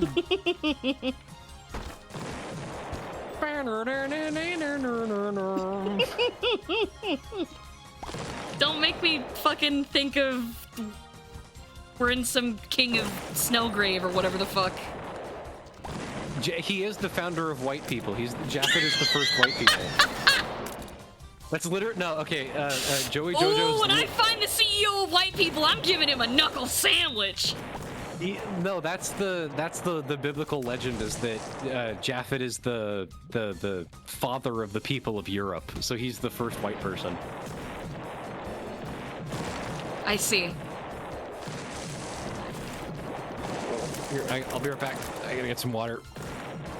That's a good idea. Before the stream started, CT had like an incredibly persistent case of hiccups, and I'm so glad they went away because how would they have told me about the first white guy otherwise, you know? That's something we all need to learn about. But I'm Azrael! I was not in a good state of mind last night. I was up until like 4 a.m. I couldn't sleep, and I think it's because I had a big soda late at night. Caffeine usually doesn't do anything to me, but I couldn't wind down at all. I was like laying in bed, my brain going 300 miles an hour. And like, I don't know, I opened my phone to like make an alarm for something that's coming up soon, like a reminder in my calendar, and it's still open on fucking TikTok, and that is the video that's served to me, that picture with that fucking world revolving Buddy Holly mashup. And I think like it triggered a synapse collapse in my brain. I laughed harder at that than I have any genuine like comedy in the past year. Fuck. I'm not doing that room. That room can go fuck itself. I don't know what compels people to make such enchanting images, but it... Put your bush away. It's... I couldn't look away. Every time I scrolled, there would be more, and they would... It's enchanting. It's... I don't know... Like, it hasn't been that long since the last chapter release in Deltarune. So how are people experiencing the same delusion that persists within, like, the TF2 Reddit? Why are people photoshopping, like... my full name, Susie Gaster, and there was a video I sent Sanity a couple days ago or whenever it was. It was like the 7 horse souls or whatever it was. It was the 7 human souls, but they were horses, and it's like I don't think I can ever laugh at anything else like that anymore. I think like I'm gonna be thinking about the 7 horse souls every time I see the goddamn Rainbow of Hearts in Undertale. That's just how it's gonna be now. Fuck this. I installed a mod, I think, to make this fight harder, and now it's way too... Focus on the game, go fuck yourself, okay? I apologize for trying to be entertaining. My mom is beating my ass, and you're just gonna stand there and blame me for it? Wow. Yup. More of the SJW victim blaming mentality at work. Nope. Oh. Nope, you're not gonna get me. No, fuck! I can do this. Panther Soul, release me. Fuck my ass, bro! I'm gonna start a movement. I'm gonna start a political movement, and there are going to be far-reaching consequences for me and everyone I love. Dude, fuck Epic Hack. This is why I never picked this shit up. That was not my fault. Nothing that happened there was a result of my actions. If you crane the camera up, you can see Mom reading an old book on childcare.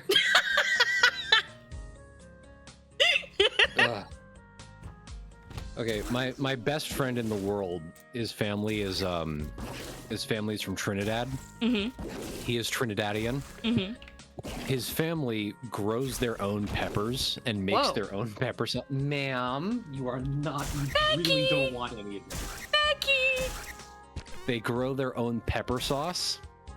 Are you having a pepper steak right now, my friend? No, I'm having a pepper dog right now. A pepper dog. Yup. A pepper dog. Yup. My brother's making hot dogs, and I put some of the pepper sauce on it. Okay. My friend's Caribbean father named this sauce White Man's Nightmare. It's so fucking good, dog. It has an astringent head, an aggressive body, and like a vinegary, like numbing aftertaste. It's so good. That sounds bomb. Put Meki on the mic. All right, here, let me try. Meki doesn't like to talk into the mic, though. She's very camera shy. Although she has been more chatty of late. Has she? Yeah. Here, do you have anything to say, ma'am? I'm putting you right up to the mic right now.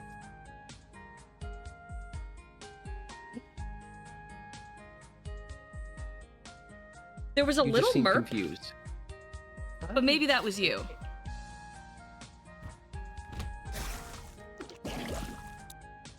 There you go. Turn the gain up! Please! You've been badly behaved, chat. You get nothing from me. I'm just doing what my parents taught me to do, really. Ma'am, you can sniff that. I really don't think you want any of this pepper sauce, dog. Yeah, you shouldn't. That would be a really bad idea. Or maybe you should. Yeah, maybe Meki would like White Man's Disaster, or whatever that was called. She has sniffed it and then decided that she doesn't want any. The Caucasian accident. Do not give Meki the white man's misery.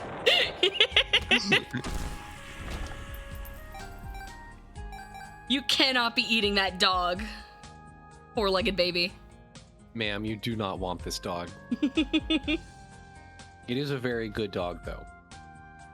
That sounds like a good dog. Every so often I'll get a craving for hot dogs, and then I'll like buy a pack of them, and I'll have 2 and be completely sated for them for like the next 7 months. But they come in packs of like 8 minimum. So I either force myself to eat this shitty salty meat that's not good for me, or I let it mold and waste like $3 worth of hot dogs. It makes me sad. You chop that shit up, and then you add it to ramen or curry. Curry is a good idea. Curry is a good idea for the dog. Fuck. Yeah, like working class Japanese food loves chopped up hot dogs. That's true. They do. Make little octopi out of them. Yeah, Sanity and I were talking about how he had to eat 8 burgers in 7 days. Mr. Beast Because video of the- title. Literally, no, it's like... my comment on that was that at least one of those days you gotta double up on burgers. The burger to day ratio is kind of fucked.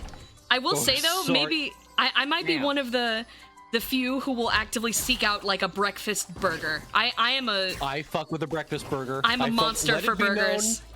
Let it be known I fuck with a breakfast burger. If there's an egg on that bitch, I will have it.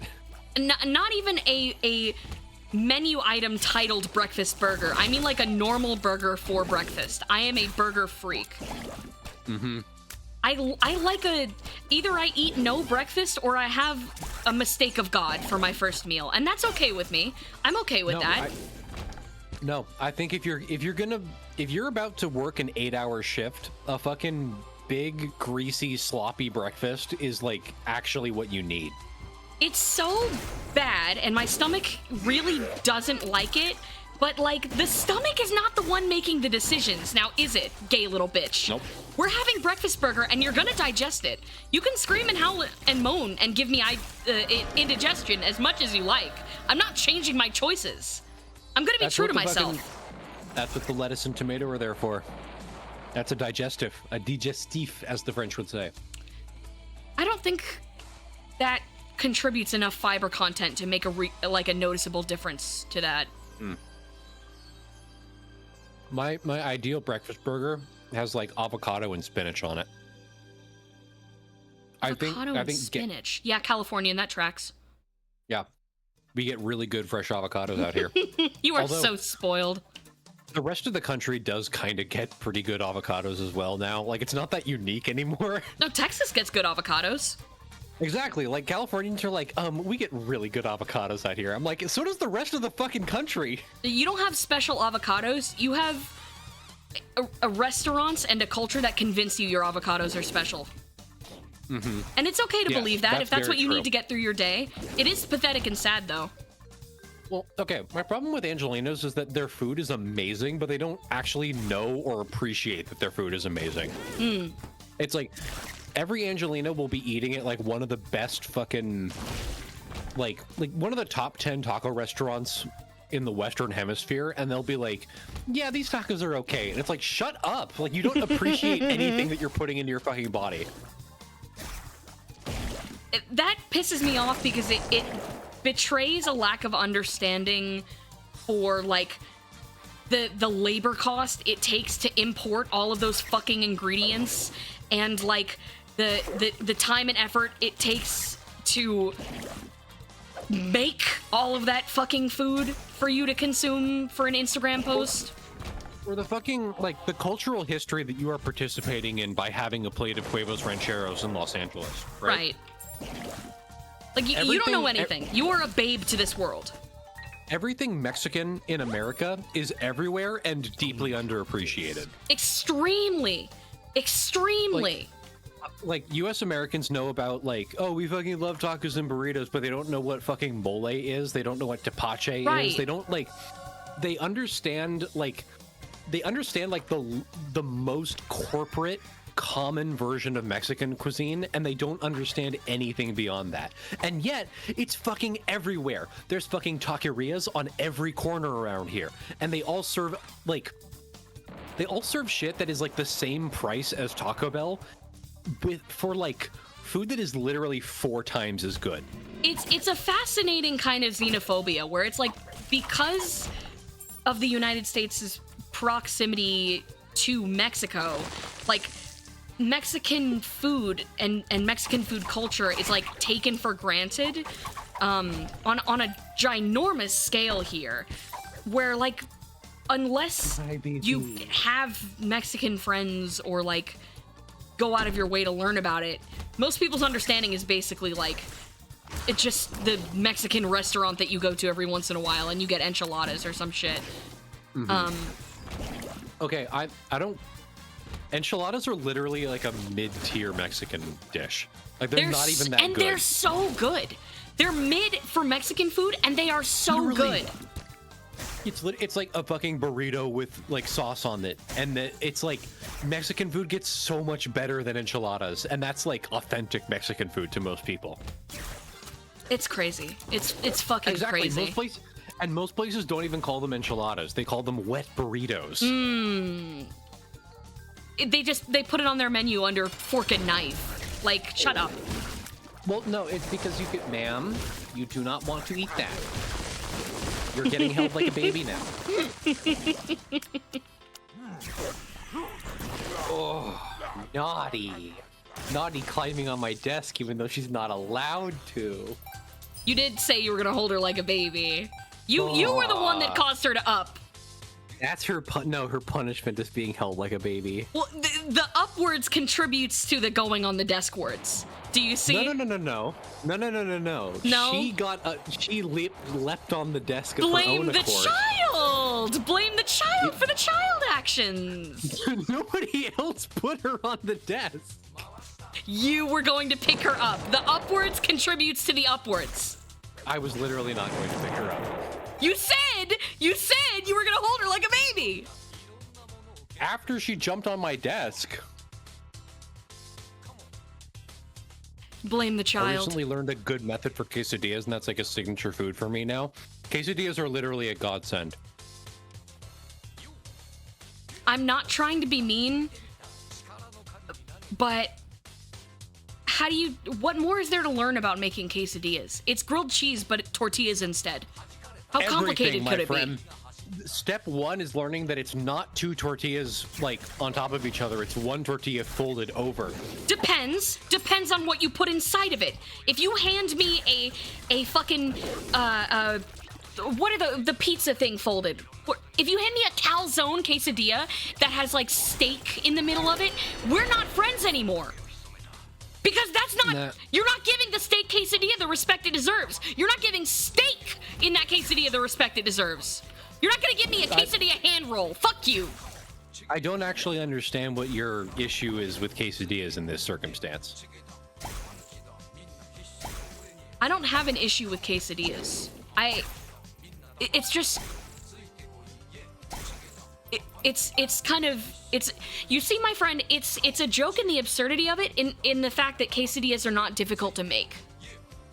They're not, but the technique of a quesadilla has hidden depths.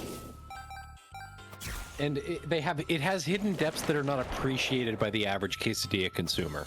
That's true. But that's because there's not, like, for the average quesadilla consumer, there's not a lot going on in general. It is just like a grilled cheese.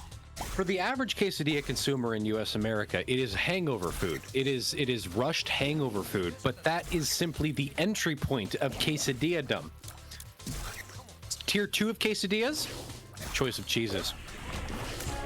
Because this is something that I am surprised that white America has not come to appreciate, is the variety of Mexican cheeses.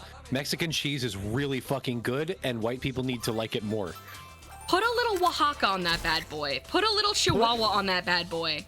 Exactly. Oaxaca's so fucking good, dude. Oaxaca is crazy good. It's like a seasoning in and of itself. Okay, I wouldn't go that far. No, it is. No, you can literally season things with crumbled Oaxaca cheese. The way it crumbles on stuff, you can use it as like a garnish on top of things. I would not call it a seasoning. I think It's you are salty. saying that to piss. Okay, you are. You're saying it to piss me off. This is I'm bait. not.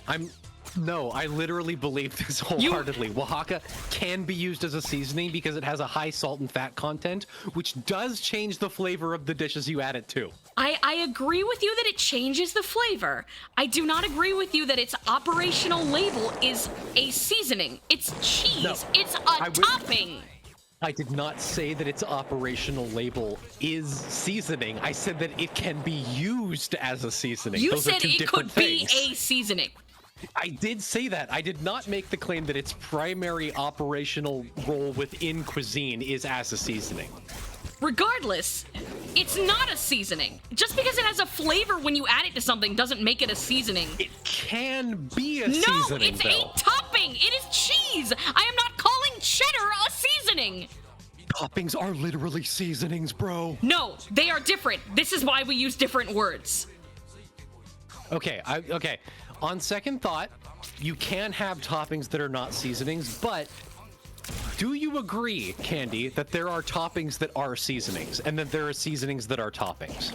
I would need an example, I suppose. Grated Parmesan on top of That- spag bowl. That's not a seasoning. Cheese is not a seasoning. It's a topping, though. It's an addition of flavor. It does not provide like a depth of flavor. Okay, What here's is the chopped cilantro, difference. though? Here's What the is chopped here's the cilantro, difference. though? Here's the difference. A seasoning is not something you would consume on its own. A topping you can. I could eat handfuls of Parmesan as a snack. In fact, that is normal to do in some cultures. But it would is not a not- seasoning. You would not crumble Oaxaca cheese directly into your mouth. I would and have, my friend. It's in my so fridge right now. So have I, but that is not understood as the common way to consume Oaxaca cheese. Certainly not, but it's also not commonly understood as a seasoning. I'm not saying that it's commonly understood as a seasoning. That is not the claim I'm making. Seasoning my tuna melt with the top piece of bread. Seasoning my spaghetti with meatballs. What are we doing here? Seasoning my corn with on the cob. You are pissing me off. You do understand what I'm saying about Oaxaca cheese can be used as a seasoning, though. It is an addition that adds depth of flavor, but that does not mean it is a seasoning. It is a topping. It is an ingredient, if anything. I'm not saying that it is a seasoning. I'm saying that it can be used as a seasoning. Oh my fucking god. You. It occasionally behaves like a seasoning. Do not come at me. No, it doesn't, because It does. No, it's an ingredient, if anything. It doesn't, it's not used as a seasoning, it's used as an ingredient. You season this excellently with mozzarella. It's literally, you could do that. You can literally do that. No. I wouldn't call mozzarella a seasoning because the cheese is usually an integral part of the meal, and even if it isn't, it's an addition. It's an optional ingredient, if anything, but that's what we call a topping. I wouldn't call the chili on my chili cheese dog a seasoning. It doesn't act as a seasoning either. I would not call most cheese a seasoning. I wouldn't call any cheese a seasoning. What the fuck are you doing? Get out of there. Stop biting my mouse cord. What are you doing? She thinks it's a topping. She thinks it's a seasoning.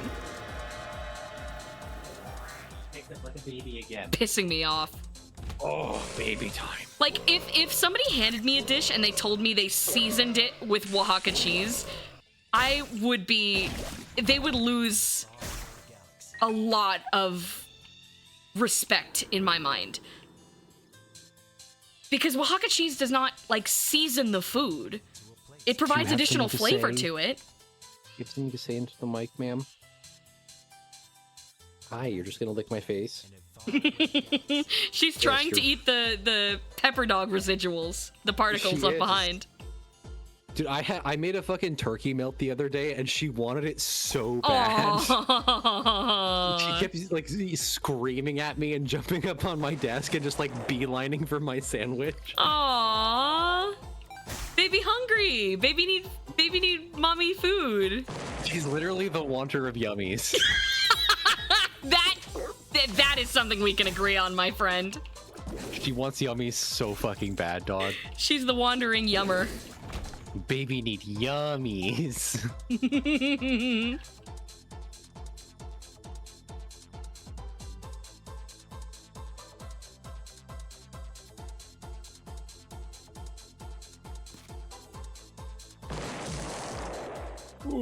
You could go a step beyond the quesadilla and implement quesadilla techniques onto non-quesadilla foods.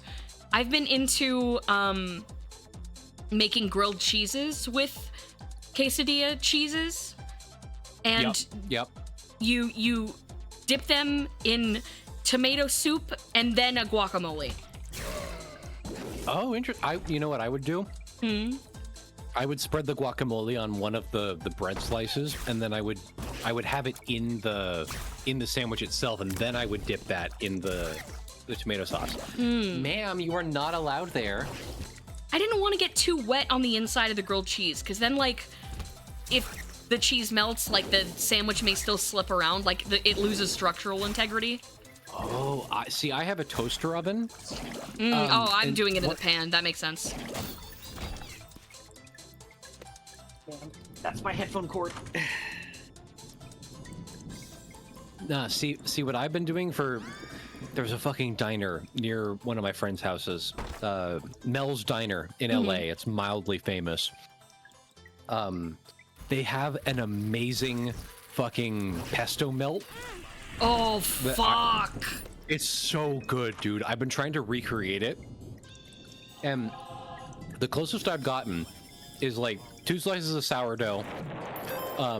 One slice of bread has mayo on it. The other slice has a smear of pesto. And then each one has a slice of Swiss cheese. And then in the middle, you've got shredded like deli meat turkey.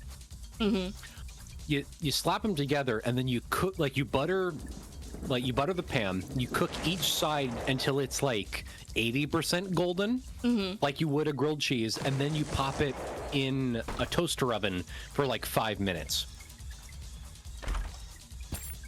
That's similar to the ones that I usually make. I forgo the turkey in yours for a pre-shredded rotisserie chicken.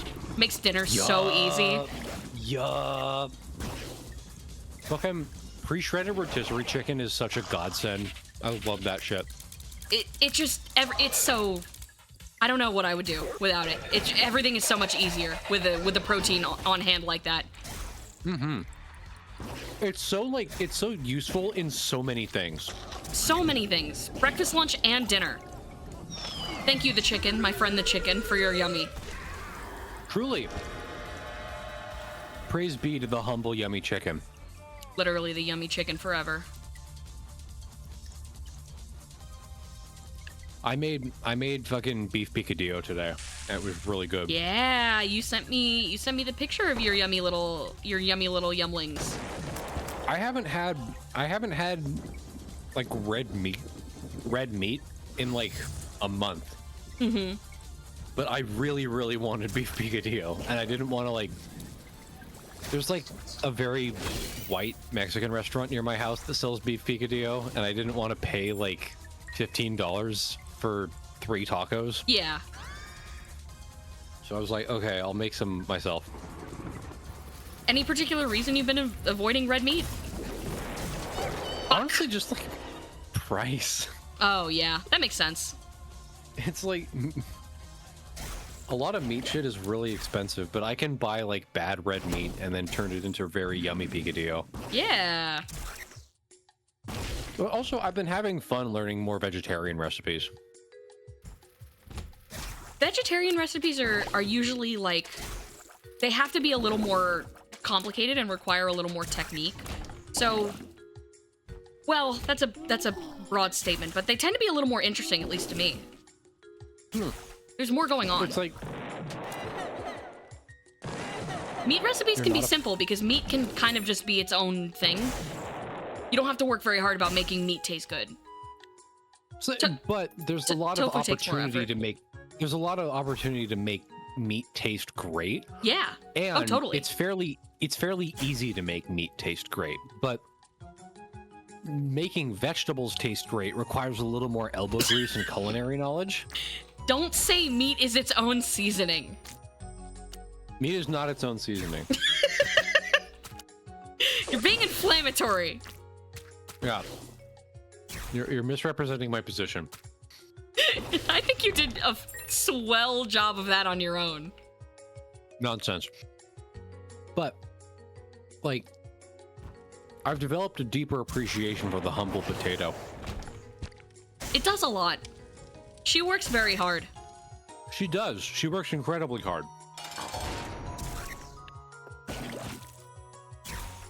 Also, potatoes are kind of like they're not nutritionally perfect, but they're They're extremely the best satiating. food- Yes, they're the best food for satiation. They make you feel They're the best for full satiety. Yep. They make you feel full longer than any other food, which is really good. That's why Yeah, I they're like excellent potatoes. in breakfast. I like potatoes a lot. I will never be doesn't upset like about a potatoes? potato food. Ma'am. Seasoning is... Oh, can a liquid be a seasoning, or does being a non-solid default it to a topping or ingredient? I would have to think of a liquid seasoning to even interface with that. I don't think a liquid can be a seasoning. I think Like- it's got to be like powderable. Well, like, you dip a bread in olive oil. Does olive oil season the bread when you eat it then? Or would you I just mean, consider that a condiment in that case? I think Soy I think sauce, that's a true. condiment. Yeah, soy You sauce. cook with soy sauce. That could be a seasoning. I think if you cook with something, it's like I think the fat in a meal kind of gets its own category. Like I wouldn't call ghee a seasoning. True. Is Worcestershire sauce a seasoning? I want to say no because I don't want to let the British have this one. But I suppose okay. you could use it as a seasoning. Like, it contributes... Well, See, I wanna say no. My threshold for seasoning is like, can it be part of a spice mix? You know, can it be like dried and then used as part of a spice mix for like seasoning other things? Which is why I think like cheeses like Oaxaca and Parmesan kind of get like honorary entry into that, because you could potentially use Parmesan in a spice mix, but I don't think you could put soy sauce in a spice mix, because then it's not really a spice mix. You've got like a rub or a marinade at that point. It's something different. Yeah, but a rub or a marinade is still a seasoning, though. I think it's a different category of season. Like I think it's made of seasonings, but at that point you've changed enough of it that it's not really it's not purely seasonings anymore. There's multiple ingredients in a rub or a marinade. Well, what makes that different from a spice mix, then? A spice think mix it's is how also you- a combination of different seasonings. I think it's how you apply it. Like it's not necessarily like. But they both go on top.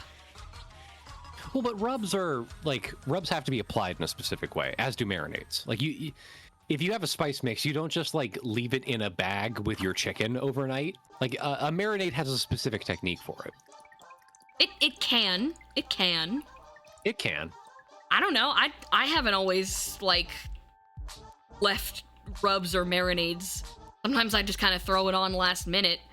Like, my operational definition, Jesus Christ, of seasoning has been, like, item that adds depth of flavor to your dish without being an essential part of the creation of that dish. Like, you could have a spaghetti and meatballs that is bad without the inclusion of, like, oregano and thyme, you know? Those are the seasonings. You could include them or not, but they're not essential to the creation of that dish. In this example, There are seasonings that are essential to some dishes. Foxy Cypher has a good taxonomy here. Rubs and marinades are pre-cooking. Seasonings usually come after the main cooking. Or so rubs and marinades are applied before you make anything hot. I think that's a good distinction. That's fair. Some seasonings, though, you do apply before they're cooked. Exactly. Like, that was my thought as well. Is like, you know, what about fried chicken then? You apply spice mixes to chicken with the breadcrumb mix, or you brine them before you cook. Does that make them? Doesn't necessarily make them marinades or brines, but yeah, there is a distinction between like pre-cooking versus when something is hot. You know, there's a term for adding flavor to something pre-cooking. Yeah. The term is seasoning.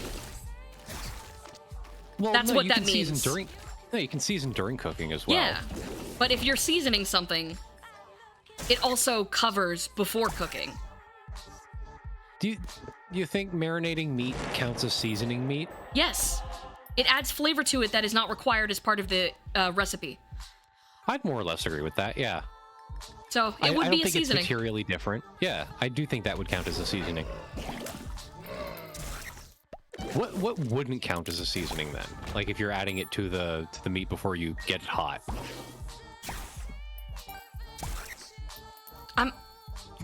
Dog blood? Thank you, Sanity.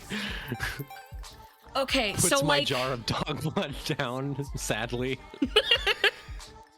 useless item for this character. Oh, I can do 2 of them though. That's cool. Like items that are required for a dish due to like the cultural context of it that would otherwise be considered seasonings, I think is what I'm going to say there. I'm trying to think of a dish that necessitates that. Like some cultural Chinese dishes that have Chinese 5-spice, for example. Like you could add that to a soup and that would be a seasoning there, right? It would be an addition that is not required. But there are some dishes that require that Chinese 5-spice for it to be considered that. Like you wouldn't make stuffed manicotti without ricotta. Ricotta could be a topping and addition to other dishes, but stuffed manicotti requires ricotta because that's just how that dish is made. Right. I would consider the manicotti, or I would consider the ricotta in that instance an ingredient rather than a seasoning. Exactly. Some dishes require the what would normally be an additional add-on, what would normally be a seasoning, to be an ingredient, just by virtue of it being required to make that dish the right way. Can't have tiramisu without coffee in it, you know? Of course. Speaking of the distinction between before and after cooking, no amount of cheese mixed into tomato sauce will prevent me from wanting to sprinkle a little more on top until it gets to the point of just being barely white sauce. Exactly. Do they change the Gish fight? That was Steven, and I think it's a mod. Oh. My special. Because last time I fought Gish, he was just like a version of Monstro. Again, Steven. Steven! The last time I fought Gish, he was galloping, not gonna lie. Thank you for your addition, Sanity. This is why we pay you the big bucks. True. You made CT get a little bigger with that one. Help me, I'm growing. That's normal. That's normal. It's getting worse. Steven from Hit Game Time Fuck. That's what that is, my friend. That's one of Edmund's old games. We're in the Hit Game Time Fuck. Steven in his universe. His universe of time fuck. Steven. Time Fuck is awesome and you both would love it. Foolish to assume that I have not already played it. The known Edmund McMillan enjoyer. Oh man, I can't wait for Mewgenics to come out. And I should clarify, Mewgenics, the game that Edmund is making, with an M at the beginning. Mewgenics. It's a cat pun. MEWgenics. Yeah, sure. Whatever, horsey boy. What joke is this? I mean, Edmund Give me anything you McMillan want. is the poo-poo pee-pee, like, Shut LMAO, the baby has poop on it guy. Stop it! This Am I wrong, though? Yeah! His games ascend that. They take the base concepts and they require you to think more. Oh, I didn't know that. It's an extrapolation of the cultural disgust and like gross out humor. It's an Do any acceptance bad of it. bitches want to extrapolate with me? You refuse to meet me at my level, and it's infantilizing and insulting, honestly. I can't afford any of these. I'm gonna eat my grapes. I found pills. You have grapes? I ate them. I found the grapes. I made you Do you grapes, think but I the- ate them. Do you think that I made you a cookie, but I eated it person, like, knows what cultural impact they had? I wonder if they remember making that. I wonder if they know how popular it is. It's a very like online turn of phrase, so I have to imagine they'd seen it propagating. I mean, it seems like it was pretty popular out, like, in real-world, like, emo scene spaces. I remember that being the bee's knees when I was in, like, middle school. I think they kind of have to know. They gotta, right? They do. Yeah, surely. Surely. I remember that being the Emperor's butterscotch. Sandy, whatever world you're from, I so wish I could have been born there instead. Sanity, is that a thing people say, or is that just a beautiful thing Sanity says? I believe that's a beautiful turn of phrase from Sanity World. I remember it being the Emperor's butterscotch. I don't think people say that, but I do think people should start saying that. Where I'm from, we call them Potato Jeremies. No, they don't. That's a fib.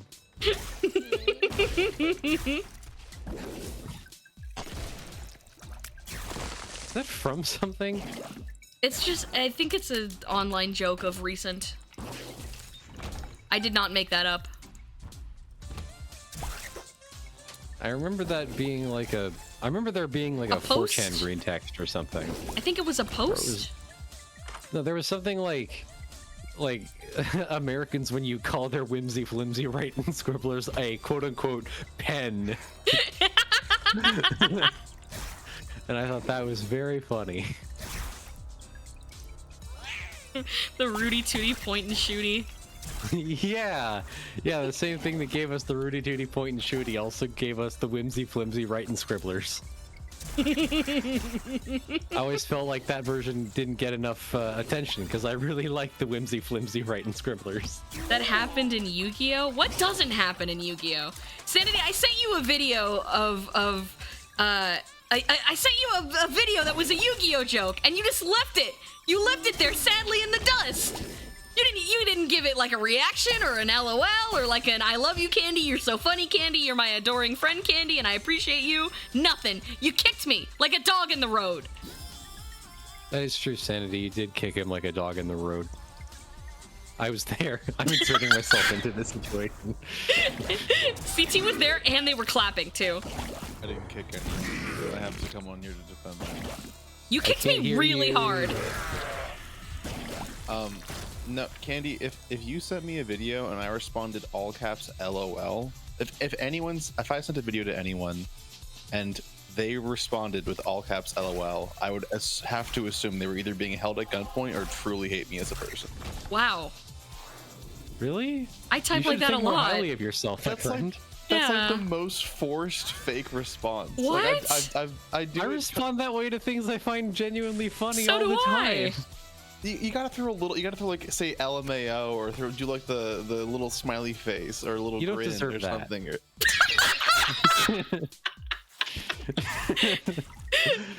Hi, man. You don't deserve that. Let's not get crazy here. Listen, man. It actually is pretty fake, and that's all you've earned. Actually, you haven't, I'll let you know when you've leveled up and you get to have other things. Lately, I've been really obsessed with the concept of feeling yourself level up in real life. Where it was like, I just felt my Yeah. reputation with my good friend Sanity increase. Angry video game nerd. But shit, like you're eating dinner at a lovely restaurant with your wife who just died, and you're like, you stand up really fast, and you shout at the waiter like, I just felt my reputation with my friend faction increase. You're eating dinner with your wife who just died? I said what I said. You CT also did! earlier in the stream, it wasn't addressed by either of Their you. CT post-life said, crisis, yeah. yeah, my dad's having a post-life crisis, and 4 people were like, what? And CT just kept going on after that. I wasn't gonna make them explain that. I feel like that was pretty understandable. I haven't been able to read recently. Ooh, that's a sentiment that I would have. I would say like, uh-oh, like the shadows have grown too dim, and I have not been able to read in hours. But that's bad for It's you because that's like your true. whole job. That does not sound like the Emperor's butterscotch, little buddy. What happened to you? Did your eyes go away due to the demon? Did your eyes go away to the demon?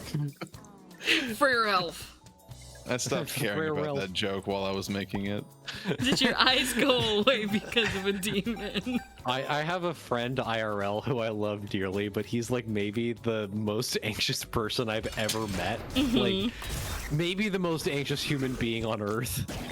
Aww. He's like one of the kindest, sweetest people I've ever met, but he's so anxious. One time he does a lot of things that are like, dude, if you did this on purpose, you would be an actual comedy genius, and this is part of why I love you. But he regularly like he'll start making a joke, like he'll say the setup to a joke, and then he'll become overwhelmed with shame in the middle of the setup, and then give up on the joke and apologizing it. It's so funny when he does it in real life. And I feel bad for him as a person, but it's legitimately one of the funniest things I've ever heard. It's like, oh, it's like when I'm sorry. And we're like, no, man, it's okay. Go ahead and tell us. And then the joke is like, oh, it's like when you say that you don't like your lunch that your parents made for you. I'm sorry, that's a really mean thing to say. And we're like, no, you're a beautiful person, and we love hearing you speak, by the way. And you have a wonderful soul. You guys did that for me a lot when I started streaming. Like very frequently, I would be like, "Oh, I forgot that some of the thoughts need to stay inside thoughts." And you're like, "No, buddy, what were you gonna say?" And then I'd say it, and then you guys would either be like, "That's actually pretty good," or you'd say, "Oh." I wonder who you're doing an impression of there when you say, "Oh."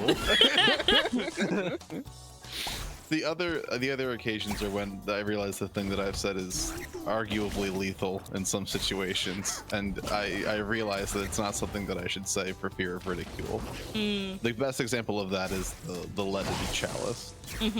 That was endearing, though. It was endearing. That cannot be denied. It was concerning for sure, but I remember it with a fondness, so surely that has to mean something good. Truly, means I'm that glad you're- that you said that. Your rep with the Sanity faction went up, and my dead wife just fell over at dinner, and I said, I don't care about that. My candy rep gone up too. My plum bob just got a little greener. Plum that's from boy the me bob. Sims. Ah, gah, gah, gah, gah, gah, gah. You're green, me boy. Green Bob? How Green about Green Bob? Bob. How about like new? They do a big remake and they call him Green Bob. Didn't they Hey, do a green bob? There was a green bob. No, they did not do a fucking green bob. You No, are they did a green crazy. bob where he had a green side and he had like a different personality as normal Bob. No, I'm I've not- Googled green bob, and if you Google green bob, it's a picture of Google someone with SpongeBob abrasive side You right now. need to listen. If you Google green bob, there are 3 images that show up. The first one is something from Reddit called from r/SpongeBob called Green Bob SquarePants, whereas all the yellow of him is replaced with green, and he doesn't have any legs. But someone used the eraser tool in Photoshop to remove his legs, and they didn't get all of his legs. So there are some floating pixels, but they went a little bit too far on some of the underlying things. So some chunks of his body are also missing. The next 2 images are of wigs, and that's it. There is no green bob. Can I say that I love all the fan art that people are doing of Togor Dreamer? he's real. Togor Dreamer is real. You He's see the ones that I canon. posted the other night? No. Oh, I thought you didn't. were Let me- referencing my art as No, well in that, but I didn't know that you posted Togor. Hang it's on, looking okay. up cotton all right. candy. Not like anybody else gives a WLW. shit about me. Sweep some of my extremely shiny and handsome black bangs out of my eyes. It's okay. I don't expect anybody to care. No, he's got an Fine, interesting Candy. face, and I was like, missed opportunity that Toby didn't do that. Missed opportunity. He's interesting. He does. He has an interesting face. Oh, shit, you posted Computer, Togor. show me your Togors. When did you David- post them? Where are your Togors? David Lynch. It's on my quote. art blog, I think like last night. It's one of the most Oh, it's recent on posts. your art blog. That's where Okay. my art goes. That's where my art goes. Sometimes there's art other places. Okay. What the fuck is a Togor? Togor Dreamer, the forgotten son of the Dreamer family. Okay, that's good. That's a good item. That's also a good item. Woohoo! Get ready to How far block, away from chat. the mic can I get away? I heard you say something. Far away. Right, you I are get far it. away from the mic. Yeah, how far away? I can't hear anything you're saying, buddy. Cutting out a lot, little buddy. This is a good bit. Yeah. Yeah, I'm so Well- glad I'm like the cutting room floor of stream bits. You just leave them all in here. Who cares? Bit was called "How far away from the mic can I get before it stops picking me up?" Right. Said that about 4 times and kept leaning back while I was saying it. It's a pretty good bit. This is a really good bit. See, when we're all in accordance, no one's angry at me anymore. Oh, I saw these Togors. That's true. You like my Togors? smoking him. Fuck. Yeah, Togor and his best friend Brunzel. My Togors are delightful. Thank you, Solren. I know Gore, this Togor. The Togors are what you got on your feet that let you walk around. Your Togor is what you got on your feet, Gores. Content warning. Sanity feet giggles, gore. I win. That's gore. That's gore of my feet gore. That's gore of my toes. That's gore of my toe gore. To just help they're speaking Simlish. Zimlawabo. Although Prinzel's Bogort. I say it Prinzel. I've Is been there saying- another way to say it? I've been saying Prinzel. It's an S, not a Z. Prinzel. I thought it was a C. It's an S. Are you are you a Togor pilled Pruncell? Are you a pirate whose first love is of the sea? I don't I understand liked it. what I am anymore. Oh, okay. Ant. I have to be an ant now? You happen to be an ant. Get your bindle. Put the dog blood in it. Keep on going for a little walk. Yeah, you're an ant. Please get your bindle of dog blood out of here. What's crazy is that that's how they announced Joe Biden lost the election. They're An like, ant with a bindle walked up to the podium and just shook was his head the- morosely. it was the president pro tempore of the Senate that was like, and we have certified this election for the other guy. Joe Biden, you are an ant. Get your bindle. Makes sense you He was removed the bug lost. in charge of the nighttime. He was so clear he was the one he didn't even bring an ant or Bindle to turn into. He had to take combos. And you didn't bring an ant for your bindle, and for that reason, we are firing you from the presidency. Don't play a player. I'm out. Did you guys I see like that image. what Eric Adams said about the what was it? It was like the Guatemalan March or something. Okay. No. If it's dicey, I would rather we talk about that It's off not stream. dicey in the slightest. He's just Okay. like, he's I just can't- like, he's just a picture of him smiling really big, and he's like, "It's like I'm home. Viva la Guatemala!" And this is Oh, like not context for it at all. Joe Biden should have done that when he thought he won the election. I don't know where I am. Viva la Guatemala. Viva la Guatemala.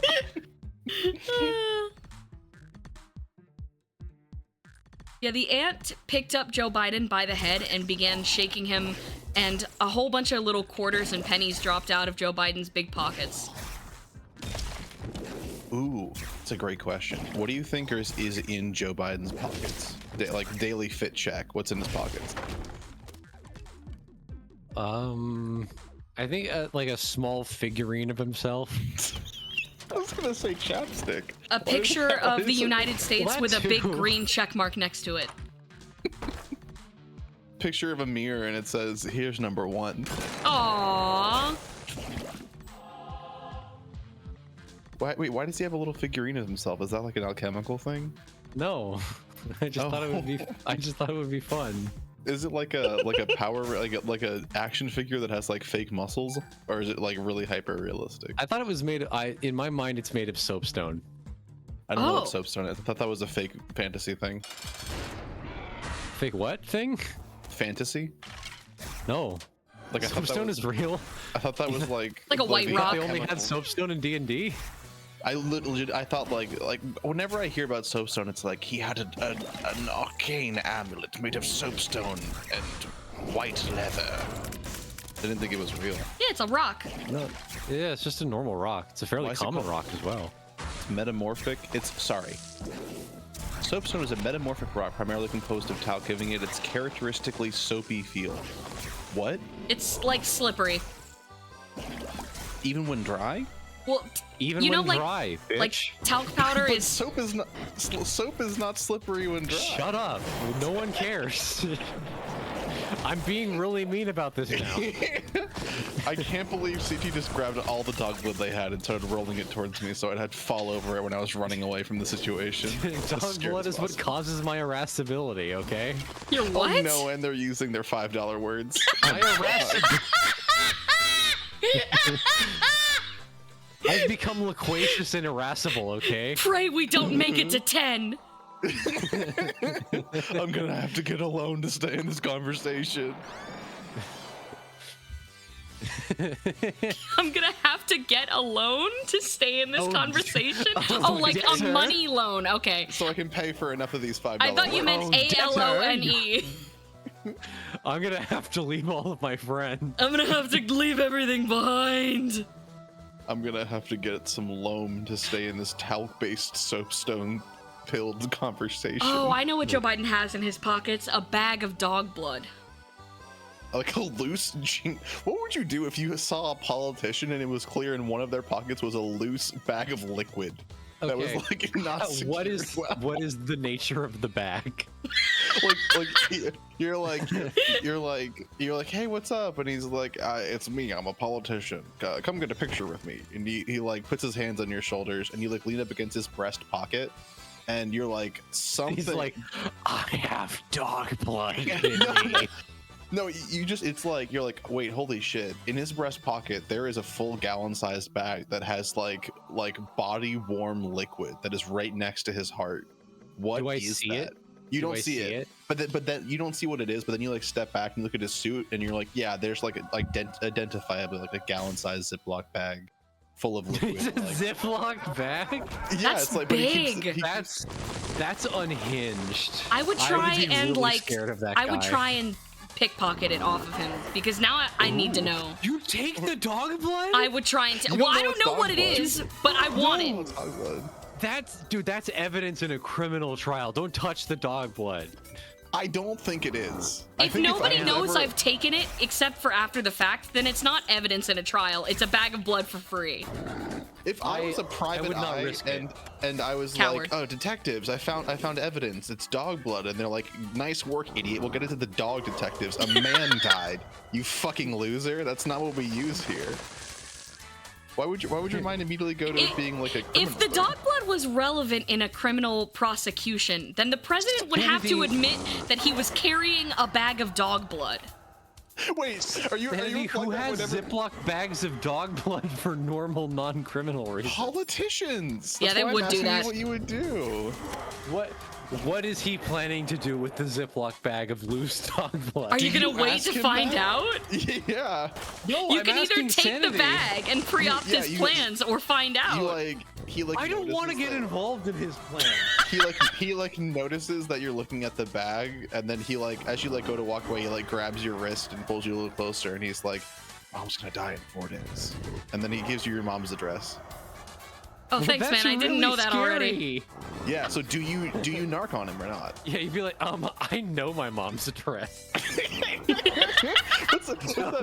Dumbass. You can't do that. You can't break the law. That's illegal. That's like I forgot who made that bit, but it's like, and are you the Jerry Smith that lives at 402 Main Street? And it's like, yeah, dipshit, I know my address. What do you think? You're cool because you know it too? I'm not gonna get lost. I can go home whenever I want to. I can go home whenever I want to. Another thing Joe Biden said on the election trail. Listen, Jack, I can go home. I got a whole mess of raisins. I got raisins and craisins waiting I for got me a at whole home. mess of raisins. Ma'am.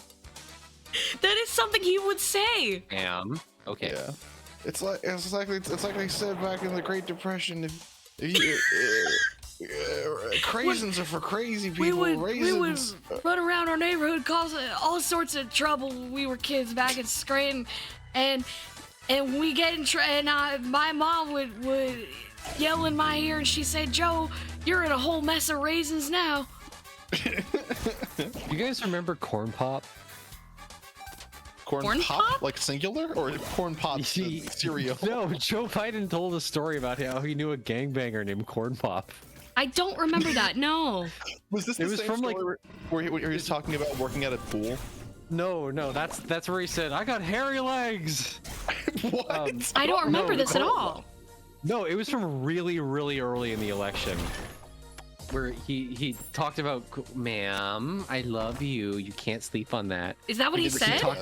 He didn't. No, say he talked about Corn Pop, like a gangster he knew named Corn Pop, and people were like, "What the fuck is he talking about? Who's Corn Pop?" And then somebody went around Chicago and asked about the time that Joe Biden was living there, and they found Corn Pop. He's Still real? alive? Yeah, no, there was an 85-year-old guy who was like, "Yeah, I used to be called Corn Pop." He was also talking like Joe Biden. He was really old.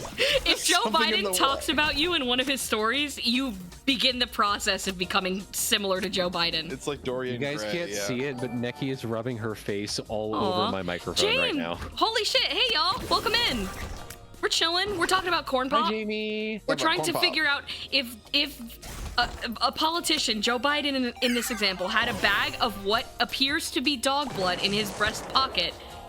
Okay. What would you do? To be clear, you are at you get a picture taken with the politician. You see him out in public. He's like, "Let's get a picture, Jack." It's not Joe Biden. And he's got a suit jacket on, and it becomes clear after leaning up against him, he puts his hands around your Please. shoulders to hold you for the thing, that in his breast pocket there is at least a full gallon-sized bag of some sort of liquid, and it's body temperature warm.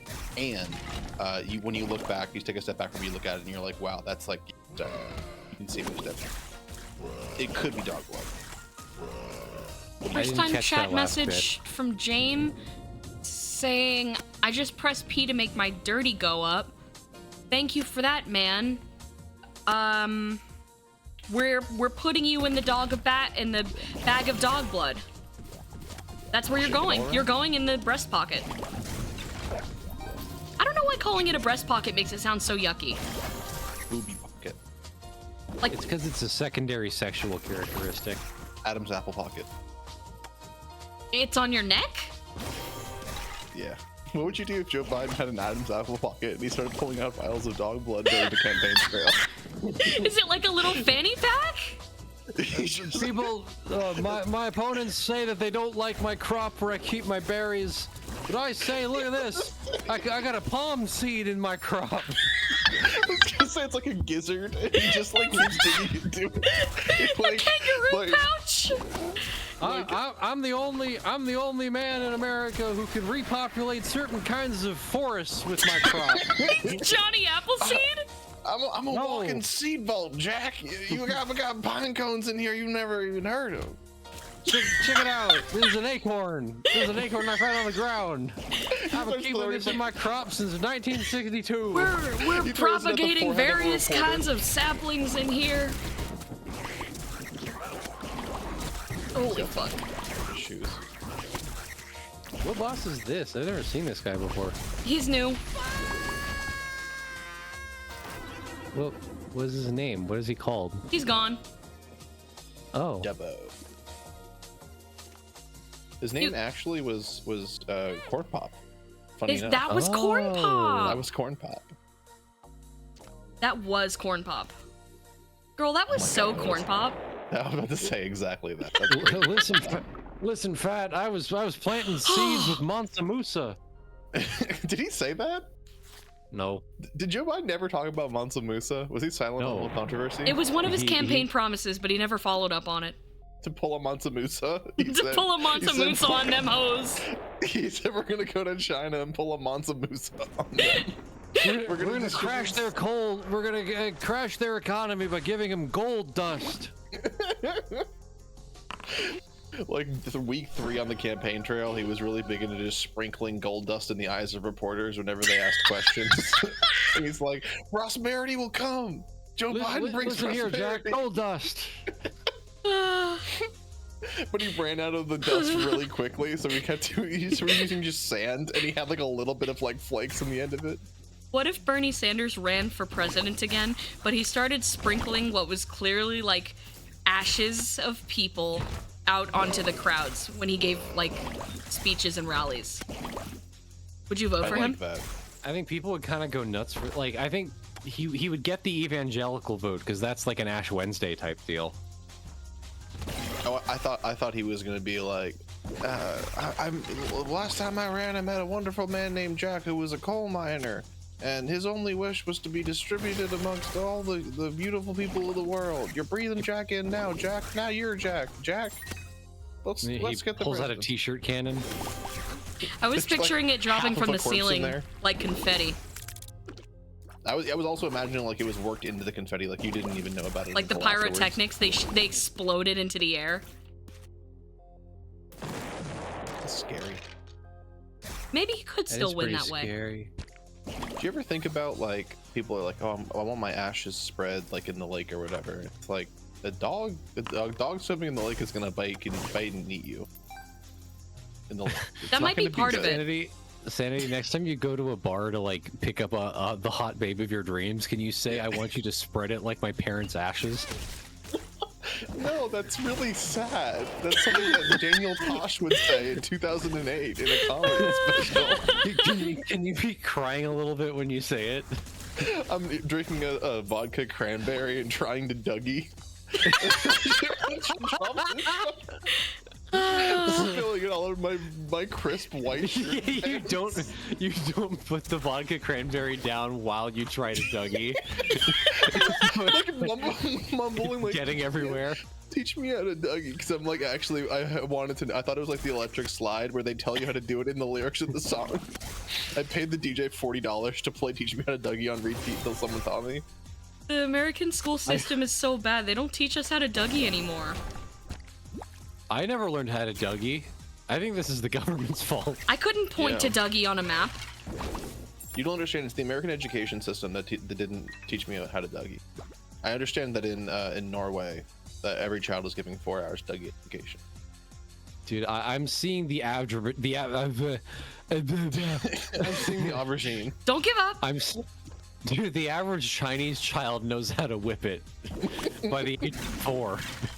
Dude, they're jerking it in Turkey. Oh, that's actually, never mind. That's like a masturbation thing. There's also a song called The Jerk.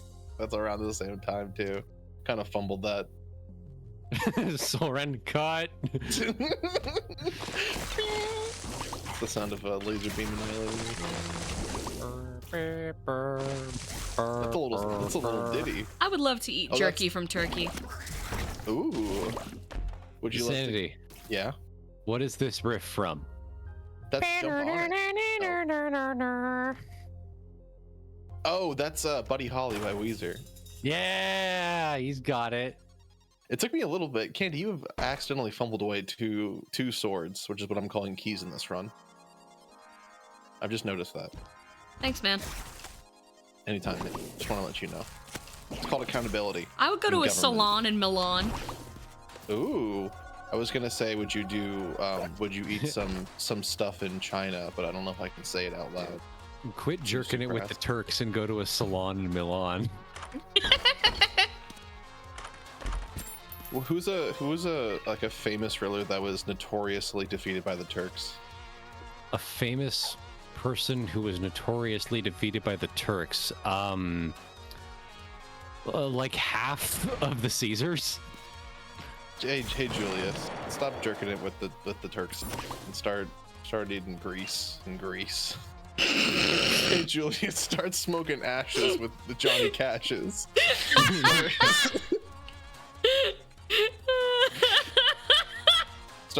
Come up north and be the Manada in Canada. Come on, Julio. Hey, Constantine the 11th, quit jerking it with the Turks and come go to a salon in Milan where they also hate you because the Eastern Empire has fallen. The Byzantines, really? Yeah. If you ask my Turkish barber, it hasn't. Oh yeah, I mean, he would say that, yes.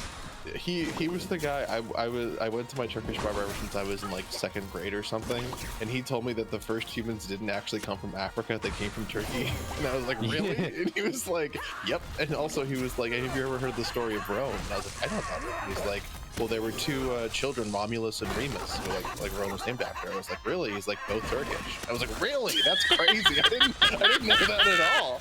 And then I like told my teacher, they're like, that's not the case. And I'm like, I think you might need to check your books again. I have it on pretty good authority that is in fact the case. My awesome barber said that was true, so He's a great guy. Very, very strong Come meet a opinions barber on from the Turkey. harbor. Ooh. okay.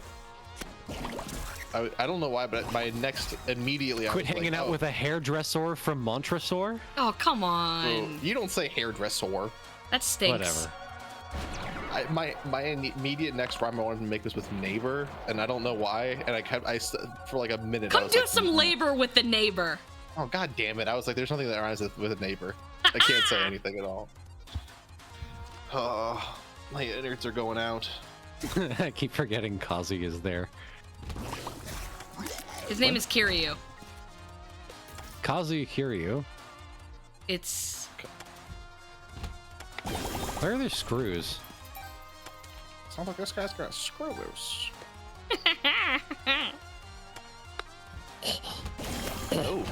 Oh. Hairball Gaming. The cousin to Dogblood Gaming. I can't believe the Dogblood got into FaZe Clan, but Hairball didn't even. He had to go to Na'Vi.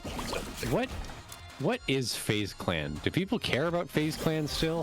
One of my People kids at crazy work has cared been telling me that Mr. Beast is going to fight a battle with Herobrine. Is that related to FaZe Clan, or is that just a pressing matter we needed to get on the presses?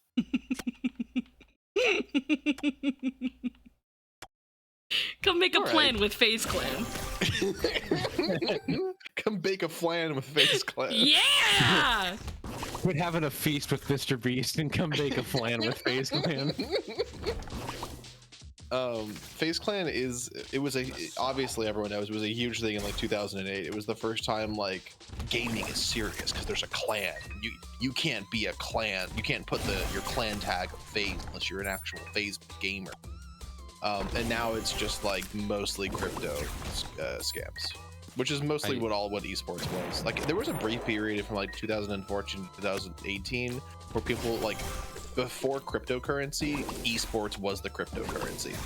They were like, we're gonna sell out Madison Square Garden with like 8 white guys playing like a game that everyone plays, except in a really boring way or whatever. Yeah, like in the most optimized way, which is just like. What's crazy, so FaZe was also really big in like Call of Duty, obviously, but in the like Call of Duty competitive scene, like the games were not balanced. Like snipers and shotguns just one shot killed, so they like gentlemaned out of using those in some things, and then like other like people started playing that like competitive COD and started using them and won a lot very frequently, and everyone's like, this is not how the game's supposed to be, but they just kept winning because they were using the insta-kill weapons and it wasn't against the rules. Like, we had a gentleman's agreement. It's like, I don't think these guys care. That's literally what it was. There's a I don't know if they're big in COD, but there was a team that was big in CS just called the Mongols, that are from Mongolia with the Z at the end.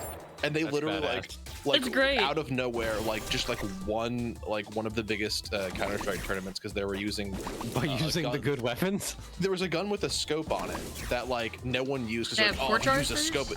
They called it the COD gun in CS. Oh, I've heard of that. Yeah, and they were like, no one uses that. That's like a new, and they just kept using it and kept winning. And then everyone's like, it doesn't count. They use the COD gun. It's like, no, it crazy counts. Like, it seems like they won the tournament. It seems like they actually beat you at the game. They did, yeah. That's another fun thing that has happened pretty frequently in like trading card game tournaments. People are like, "Oh man, dude, if you didn't have that one card, you lost." And it's like, but he had the one card, so you have lost, good sir, because he has done the actions that have won him the game. Well, and don't most card games like?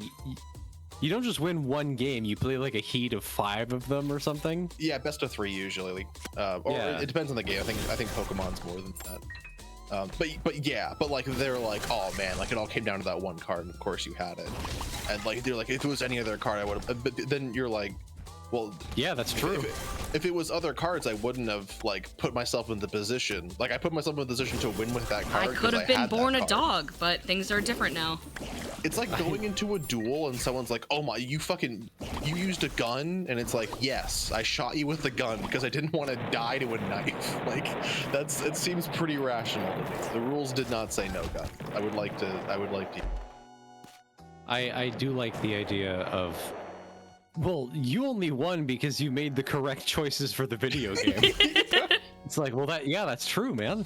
I'm glad that we're in agreement. Yeah. That's like just how the average like gamer guy argued for like 16 years and still to this day. Like you won because you used the options and abilities that were given to you by the game. But yeah, that's true, man. You only beat me because you won.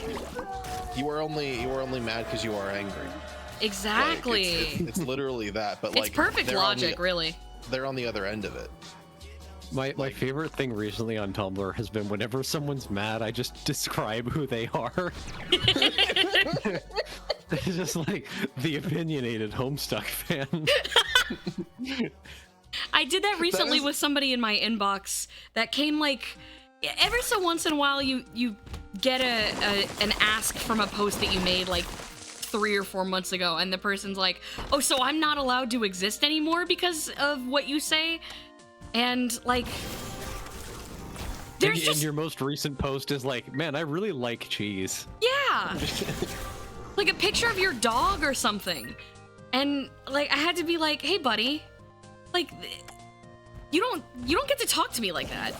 You're not I'll tell you this one time, but like that was not nice to me what you said. And I don't know you. So you don't understand, you read it wrong and you don't know who I am. Don't do that. Be different. Be born different. Please try to be born different in the future. Go My pick a favorite different one mom. of those that I've been like seeing recently is like someone will like post something and someone will reply and be like, this isn't the case, and then someone will reply to them and they're like, oh my god, why are you harassing me? And it's like, you have responded on my post to a Yeah, question that I've said and I've replied That to. happens to be all the. Where's the one where it's like, hey, there's no need to be so aggressive. It's like there's no need to be so aggressive. It's like you addressed me directly. Yeah, you were talking to me and insulted me. I've responded to you in kind. You began your post with "My brother in Christ," clearly addressing me. That shit pissed me off. That shit's so funny. I especially like the guy from a couple days ago who was like, you literally talk like a Homestuck fan. And it's like, one, I've never read Homestuck, so I don't care. I don't even know if that's true or not, but you're clearly just saying that to like try and be mean. But also, you've read Homestuck, which inherently makes you like lower on the chain of being than me. You are a dog and I'm harvesting your blood. Literally, I You was look like just enough space in this gallon-sized Ziploc bag. like, literally all I have to say to fucking own you is just like the angry Homestuck reader. Just repeating exactly to them what they said. Exactly what they like. Most people surprisingly have no idea what they look like when they do ridiculous things like that. Yes, it's so funny. It's so funny how easily you can embarrass them by just telling them what they're doing. I love like the Homestuck fan has some shit to say. Oh, is Carcat here? I don't even know who that is. I thought that. Wait, are you making a joke? I thought that was the guy from the Kameda game. No, that's Kameda. That's the guy from the Kameda. No, I thought he was a guy from Kameda's game. Who else is from the Kameda game than Kameda that you're thinking? There's gotta be others. Kameda It gave can't be- me life, I fingers in I his believe it- ass. Yeah, but I think it's Sans actually. I think it's the other guy in the game is Sans. There's gotta be other ones, right? It can't Kameda just from be his game. Kameda from his game. I've seen that video. Is that not Kameda? I know that video is Kameda. Is that not Kameda? I don't know anything about this anime bullshit. We need to like mainstream AI filter so that we can say everything that CT just said, but in Joe Biden's voice, and just have that like repeat. Is that the Kameda game? I don't really understand. Joe Biden, when asked about the dog blood in his breast pocket. That's how I feel whenever people ask me about any stupid fucking webcomic. It's like, I don't know, I've never read Umineko. Shut up. I think that's the one with the evil Georgian woman who laughs and smokes opium or something. That's the Neko game is that all Japanese the. for cat. Oh. Umi is Japanese for ocean. Oh. I don't know what it means. That's the game I keep seeing pop up on my dashboard with one of the ugliest art styles I think I've ever seen for an anime visual novel. Apparently it's very good though, and I've had some people personally recommend it to me. I will play it eventually, but in the moment, at the moment, I don't really care. The better it is and the more often people post about it, the more repelled I become to play it. That is a little bit true, yeah. Fuck you for experiencing this good media and posting about it. What if I wanted to never do that, huh? I'm on that good media and dog blood.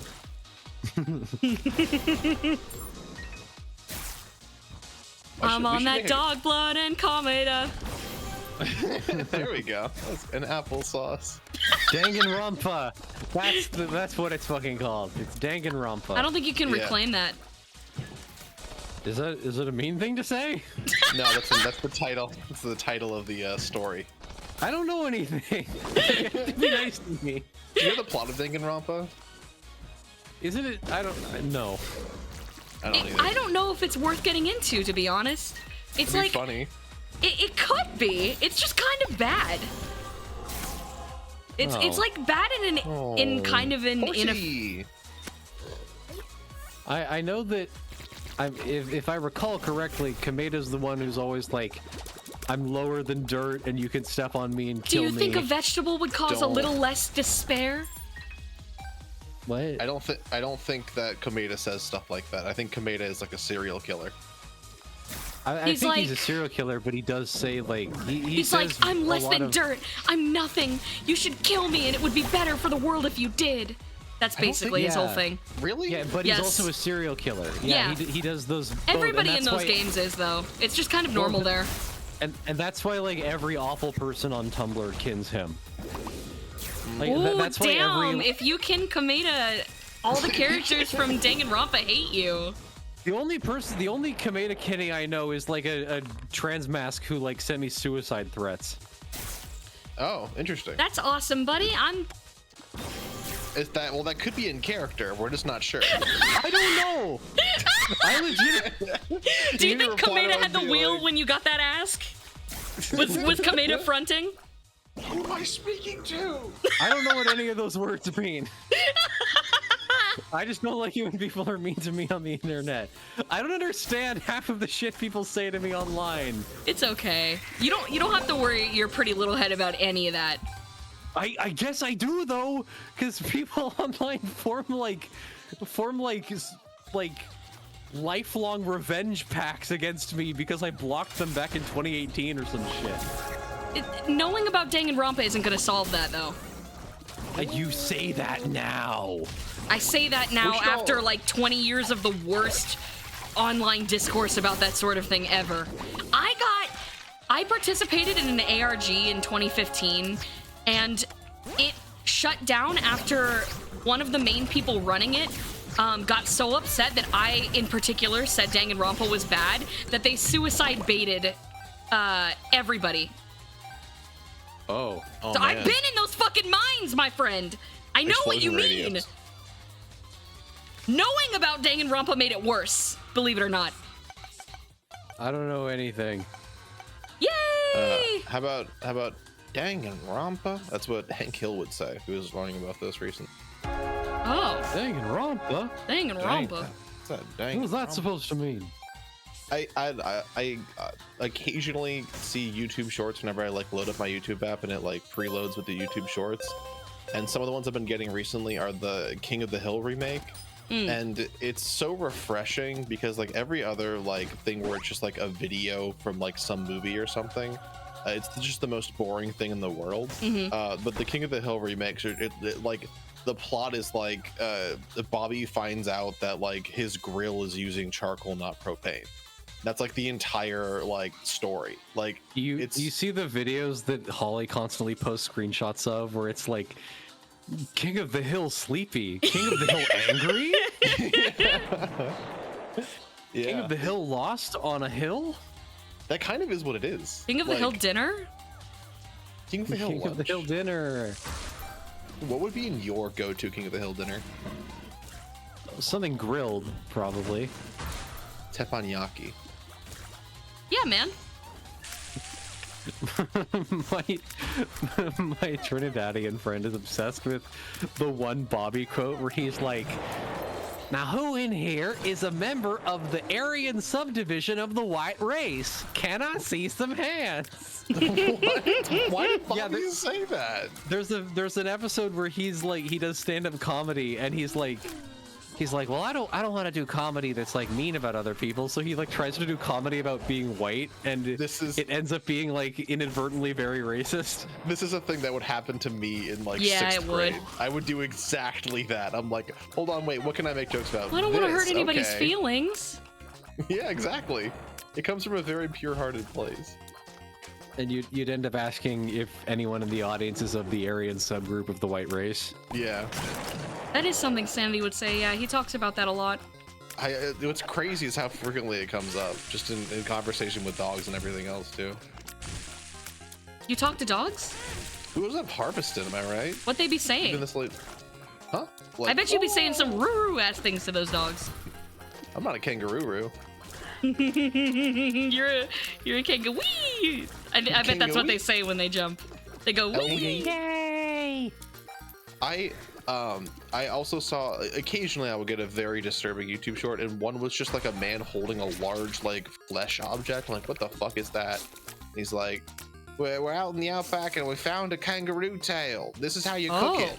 And I'm like, so many terrifying things just happened in like the first 2 seconds of this video. First of all, why are you in the outback? It's dangerous, man. Go inside where there's air conditioning. Second off, as far as I'm aware, they don't like drop them like lizards.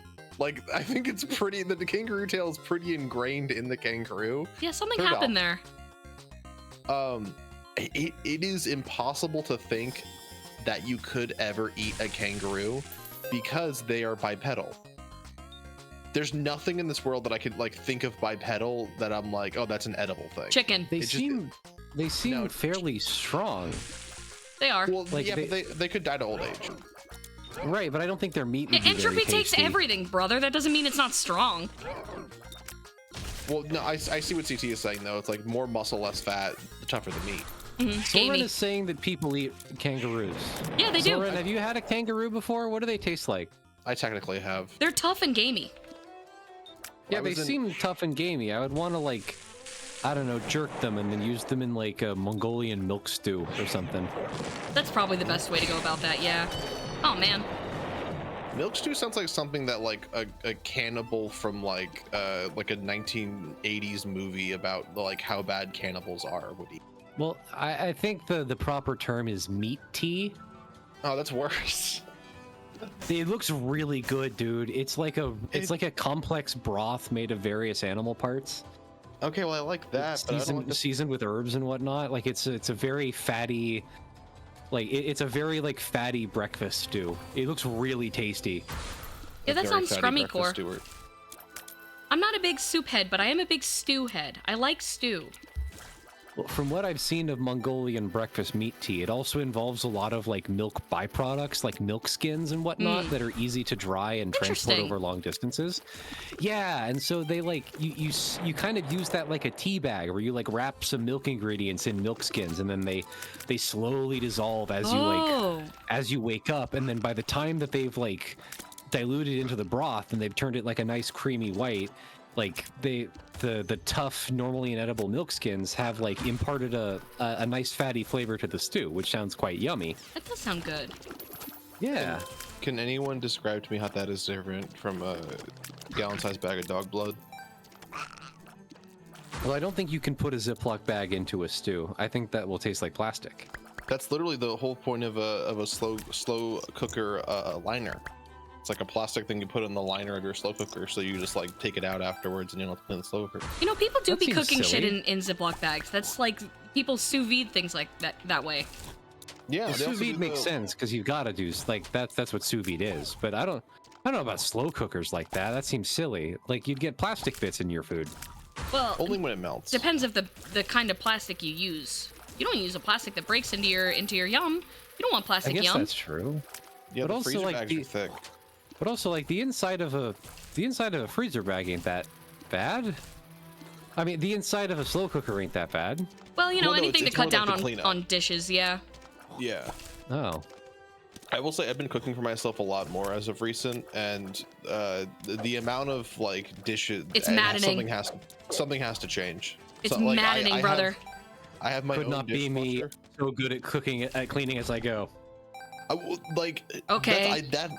I'm also not that good at cleaning as I go, because there seems to be some paradox where like as soon as it is time for me to eat the food, then the dishes are I have like 17 dishes that are all on fire and cannot be handled right now, and there is like burned on cheese and oil and like dog blood that is impossible to remove from the surface of the pans until it's cooled down. You have to do it when it's still hot. You have to do it Yep. like Yep, as get you a- go. Otherwise, it becomes such a big deal.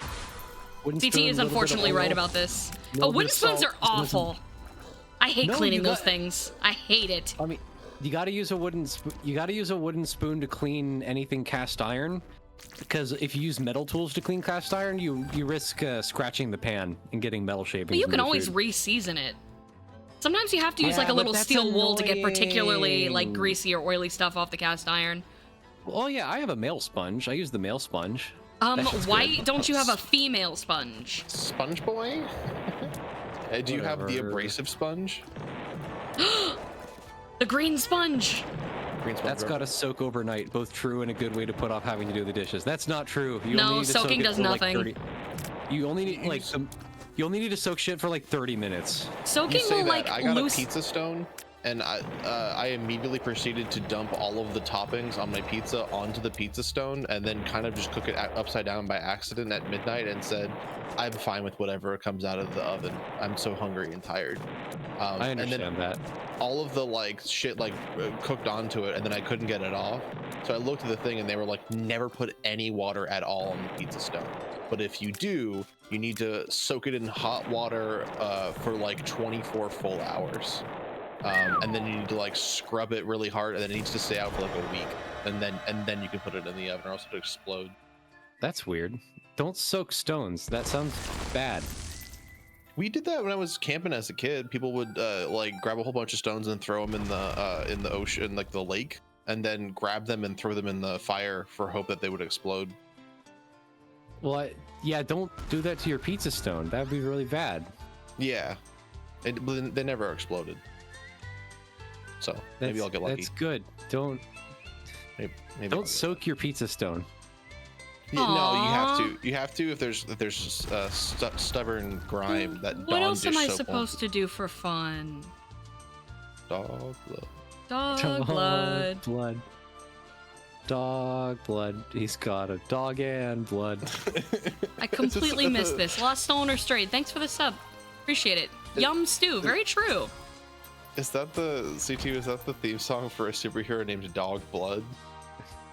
Yes. DOGG _ BLUD3. Dog blood. Dog blood.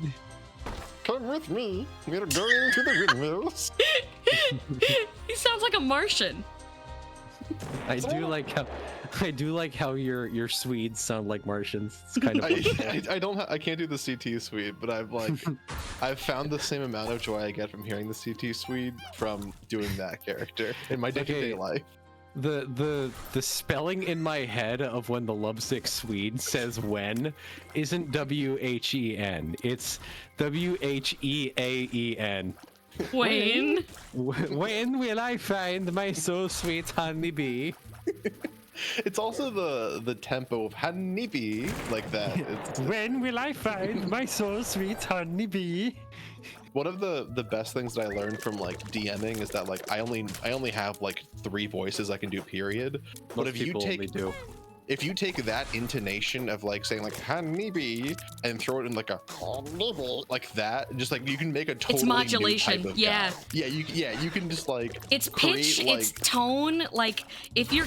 Most people only have like 3 or 4 voices they can do, but it's how. Fuck my life and my family. It's how that like comes out of their mouth that changes it. The speed and the pitch of it. Yay. It's called the rhapsody of it. Oh. Ladies and gentlemen, I gotta go to bed. Okay. Good night, It's CT. sleepy Thanks for time being me. here. This is very fun. This has been a great time. I'm so glad you could make it. has. It was a lot of fun. Goodbye, everyone. Good night. Good night. Good night, CT. The lovesick Swede has departed.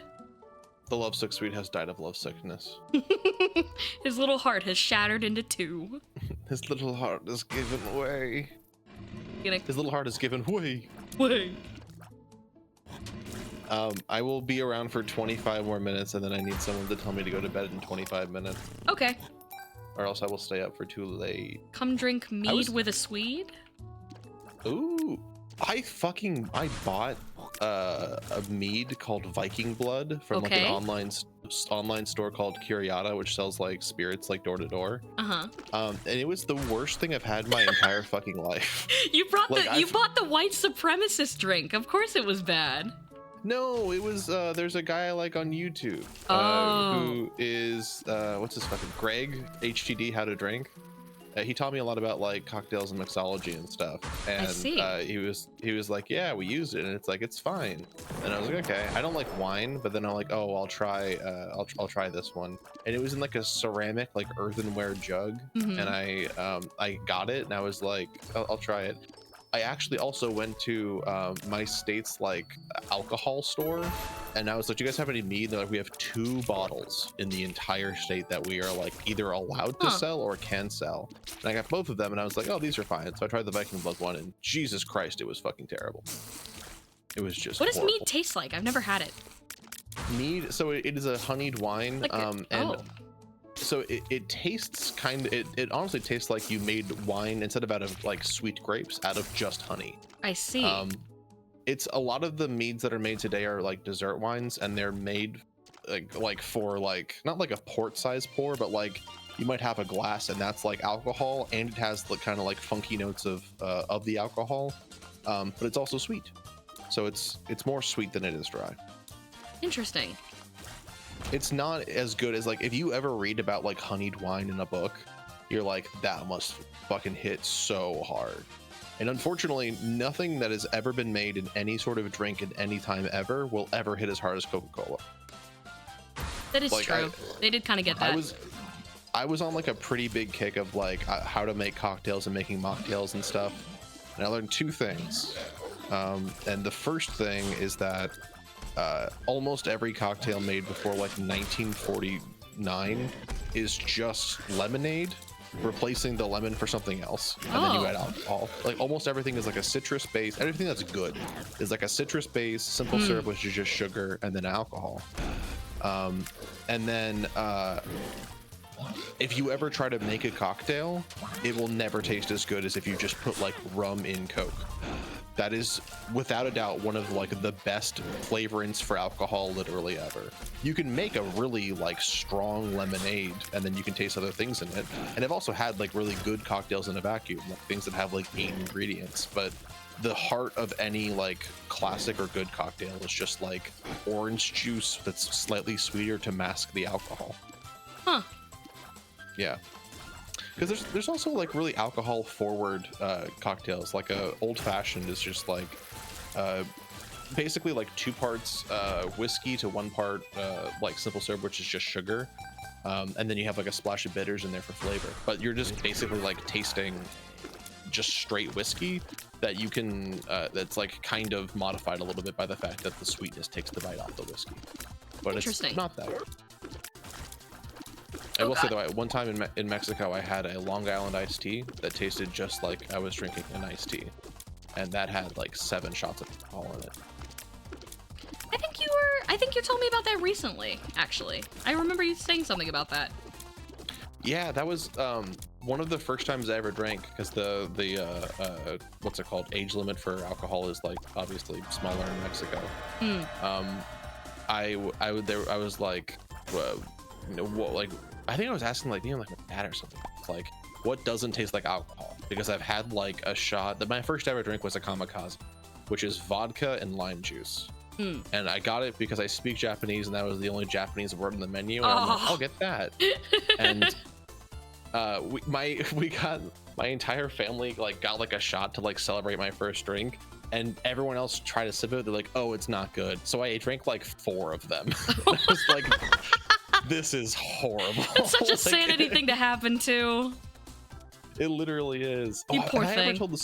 ever told the story of like my actual like first time I actually like capital D drank when I was when I was like growing up. Not, like, When you growing got up, really I was, sick?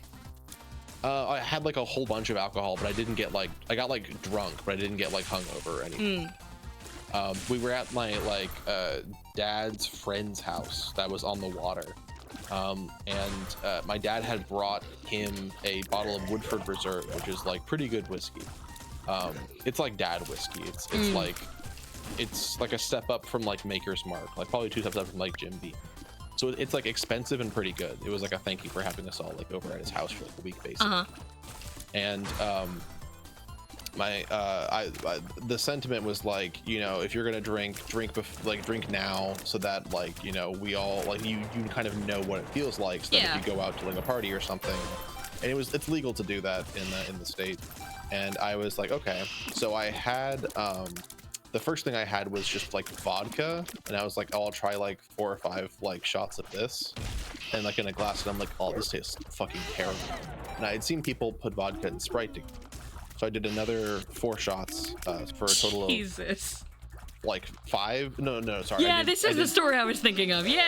I did 10 shots of vodka in a glass with Sprite, and I drank it all down, like just chugged it. And I was like, I don't feel any fucking different, but that was goddamn disgusting. And then I waited I gave it like 3 minutes, and I'm like, I don't feel any different.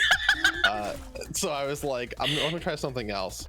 So I was like, oh, this is the Woodford Reserve. This is like, I know it's good. I like seen my dad drink. Like it's like a special occasions thing, but I was told I could have like whatever alcohol I wanted here. Let me just grab some of that. And I got that, but I'm like, I tried a little bit of it and I'm like, ugh. Like I like put a little bit in a cup and put my tongue in it. I'm like, it's way worse than the vodka. It's like way stronger flavors. So I don't think the Sprite's gonna be enough.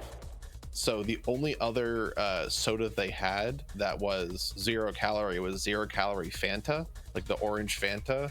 So I mixed like it was another 8 shots. It was basically like a half bottle. God, bro. Of Woodford Reserve which is like expensive good whiskey with like 0 calorie Fanta, and I drank it and I'm like, ooh, this is gross. And then after I didn't like chug it. I got like halfway through it. I'm like, I can't. This is so bad. I need like a thing of water, and I was like, my mouth is burning. And then I like eventually like sipped my way through the rest of it, and I was like, oh, now it's hitting. And then I was like sitting there, and I was like, oh wait, it's not over yet. I thought it was gonna be something like if you eat a lot of sugar, you get like sleepy, then you like wake up a little bit, or if you have like caffeine, you like feel it for like 10 minutes, and then you feel a little better. It was like 30 minutes later, I was like, oh, something happened. Oh no. My like parents came in the room and they were like, oh, how's it going? And I was just like, they walked into the room and I was like on the couch face down, like eyes closed, like kind of napping. And I didn't like blackout or anything. I remember every single moment. But my so someone came in and was like, how's it going? And I just like rolled. I looked at them and I grinned, and then I rolled over onto the floor and then loudly said, this is good. Oh no. Like to no one in particular. And they were like, okay. And they're like, we're gonna go on the boat. We got like a boat rental. Do you want to come with? And I'm like, if I go on a boat, I'm gonna fall off the boat. Oh. So they were like, okay, you don't have to go on the boat. That was at like, I don't know, like 2 or 3 p.m. I was like fine by like 6. Like I remember like I didn't even fall asleep. I was just like chilling there for a couple of hours, and I was like, this feels so weird. And then I like got up and I like took a shower, and then by like nighttime I was like, I don't know, because I wasn't like hungover, but I was like sleepy. Like I feel like bags around my eyes. And I was just like, God, I just feel weird. And then the next day, with my parents, like, you're gonna feel like pretty hungry. Make sure you drink water. And I woke up and I'm like, I feel fine. They're like, oh, okay. Do you want any more alcohol? And I'm like, no, that sucked. I just felt weird for a while, and then it was over. That kind of sucked. Oh, you're not hungover? Wig, you can take another bottle, son. It was kind of like that. They were That's like, crazy. And then the well, not really funny. It's funny in retrospect because the next day or whatever, the guy whose like house it was like he was like, who the fuck drank all my like Woodford Reserve or whatever? And like no one would pony up to it because I wasn't there for that, because they didn't think I drank that. They thought I just drank the vodka. They didn't know I drank the vodka and half a bottle of whiskey too. He was like talking to his daughter. He's like, I know you stole it. She was like, I didn't steal anything. And then like 2 hours later, like someone made like an offhand comment about it, and I was like, oh yeah, I drank that. They're like, you drank that? And I was like, yeah, I thought I was supposed to. They're like, oh no, that was the expensive one. And I was like, oh, I'm so sorry. They're like, oh my god, like, did you just drink it straight? I'm like, no, I had it with like a mixer. I had it with something else. Like, what'd you have it with? And I was like, the 0 calorie Fanta. And I think it was my mom that was told this to. She was like, you need to not tell people. You need to not tell people that you drank the expensive whiskey with like a really bad combo of soda. And I was like, oh, okay. Really quickly, Distant Lurking Ghoul, thank you for the 5. Ooh. Somebody do something about that, please. I can't see it, but I can hear it. I can hear it now too. I'm locked in. You're locked in? I noticed it. That same trip I got, I was like, if I'm gonna have other alcohol, I think I want something that's like less alcohol by volume of straight whiskey and vodka. And the thing that I got was schnapps. I had like watermelon schnapps or something, but I got like a full cup of it, and I'm like, I sipped a little bit, I'm like, this is gross.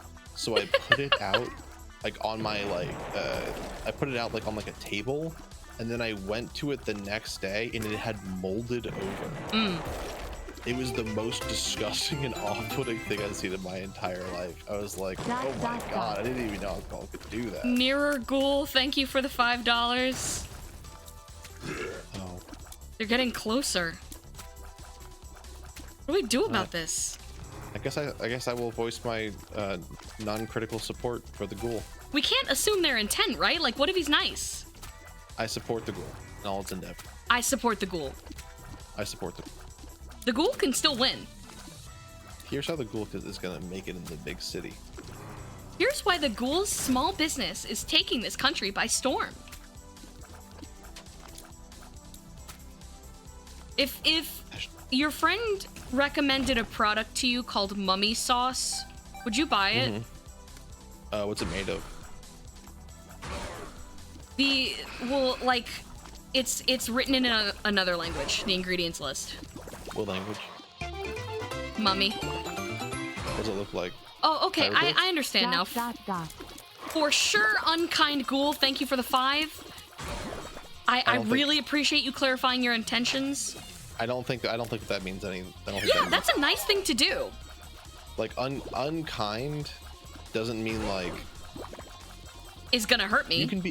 you can be unkind. Like you can be a curmudgeonly old man that is unkind and does only bad things. But Right. that doesn't make you a bad person that does only bad things. Even if you're only doing bad things, you could still have the heart of a warrior. I could? You could even. Well, I don't think you're a curmudgeonly old man that only does bad things. Why not? You haven't gotten old enough. Oh man. How you tried old shortening your is old telomeres? enough to be curmudgeonly? What's the threshold? Think about things that I should know. That's an old one. Retirement age. 65, huh? You ever like? You have wouldn't this think like problem a... Sorry, go on. you talk with like a coworker about your like, oh god, like I'm getting, I like, or whatever. You're like, yeah, like the only thing that was there was just old people. And they're like, oh, how old? And you're like, I don't know, like 45, 50. And then you realize your coworker is like 60 years old.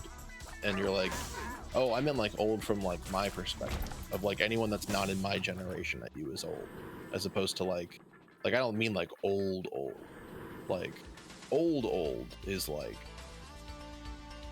it is like where it hurts to walk because of age. I think that is old. They just kind of look like bent over. That's old. Normally, I don't talk about like when people are of a certain age with my coworkers, because like sometimes people have really weird reactions to when you talk about like old or young people, you know? No, explain. Well, it's like if one of my coworkers finds out that I'm like a significant amount younger than them, their entire demeanor towards me could change. Oh, see, I enjoy that because here's what you do. The first step, you wow them with your knowledge and you gain their trust, and they'll look at you even if they're older and they'll say, wow, that's a wunderkind. That is someone who is younger than me but is so much better than I am at my job. And then you let it drop like 10 years later that you're like, actually I was 12, and they're like, then you've earned their respect infinitely. If there's one thing any old person likes, it's a Doogie Howser. Well, I have their respect, but like sometimes after I've earned their respect, then they find out that I'm younger, and then they lose respect just because I'm younger.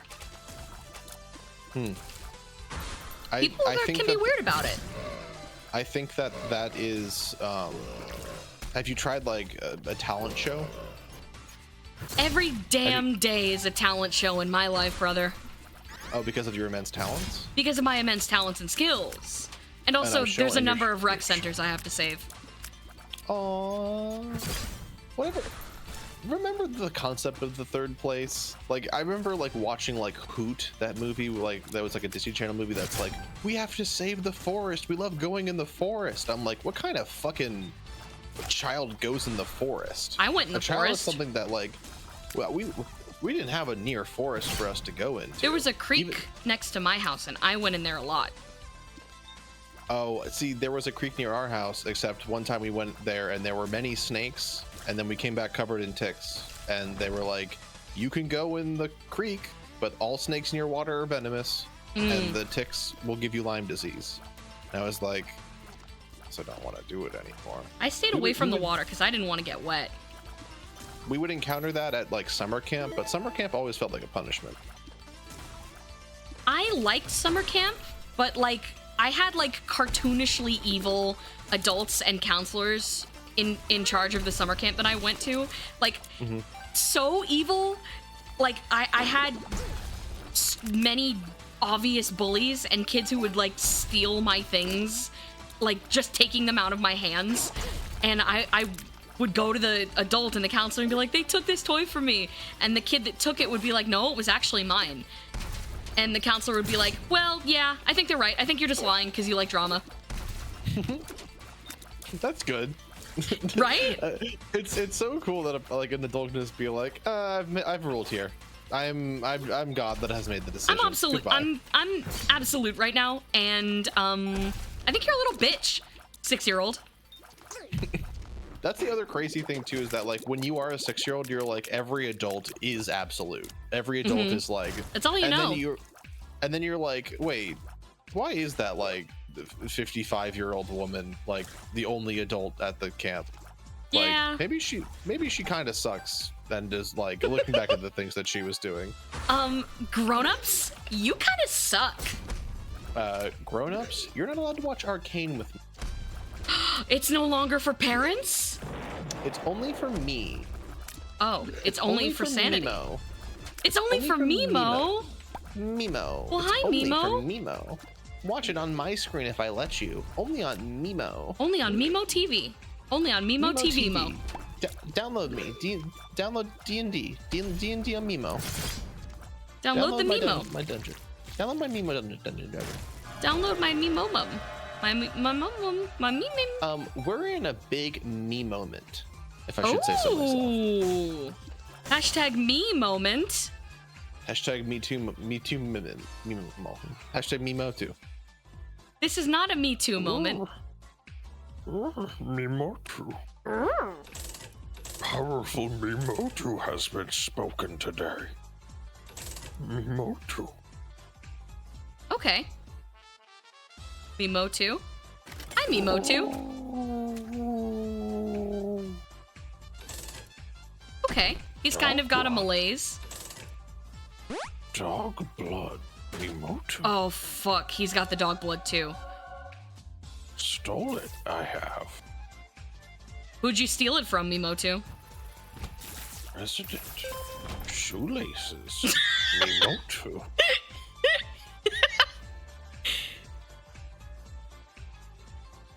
I feel like you're... Jim7T, first time chat. Mimotu is one dangerous fella.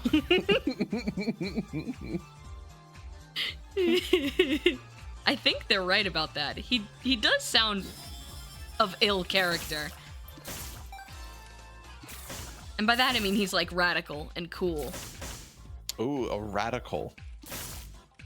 Now what does that mean, little watch buddy? Out. Ooh, watch out, there's a... Mimotu.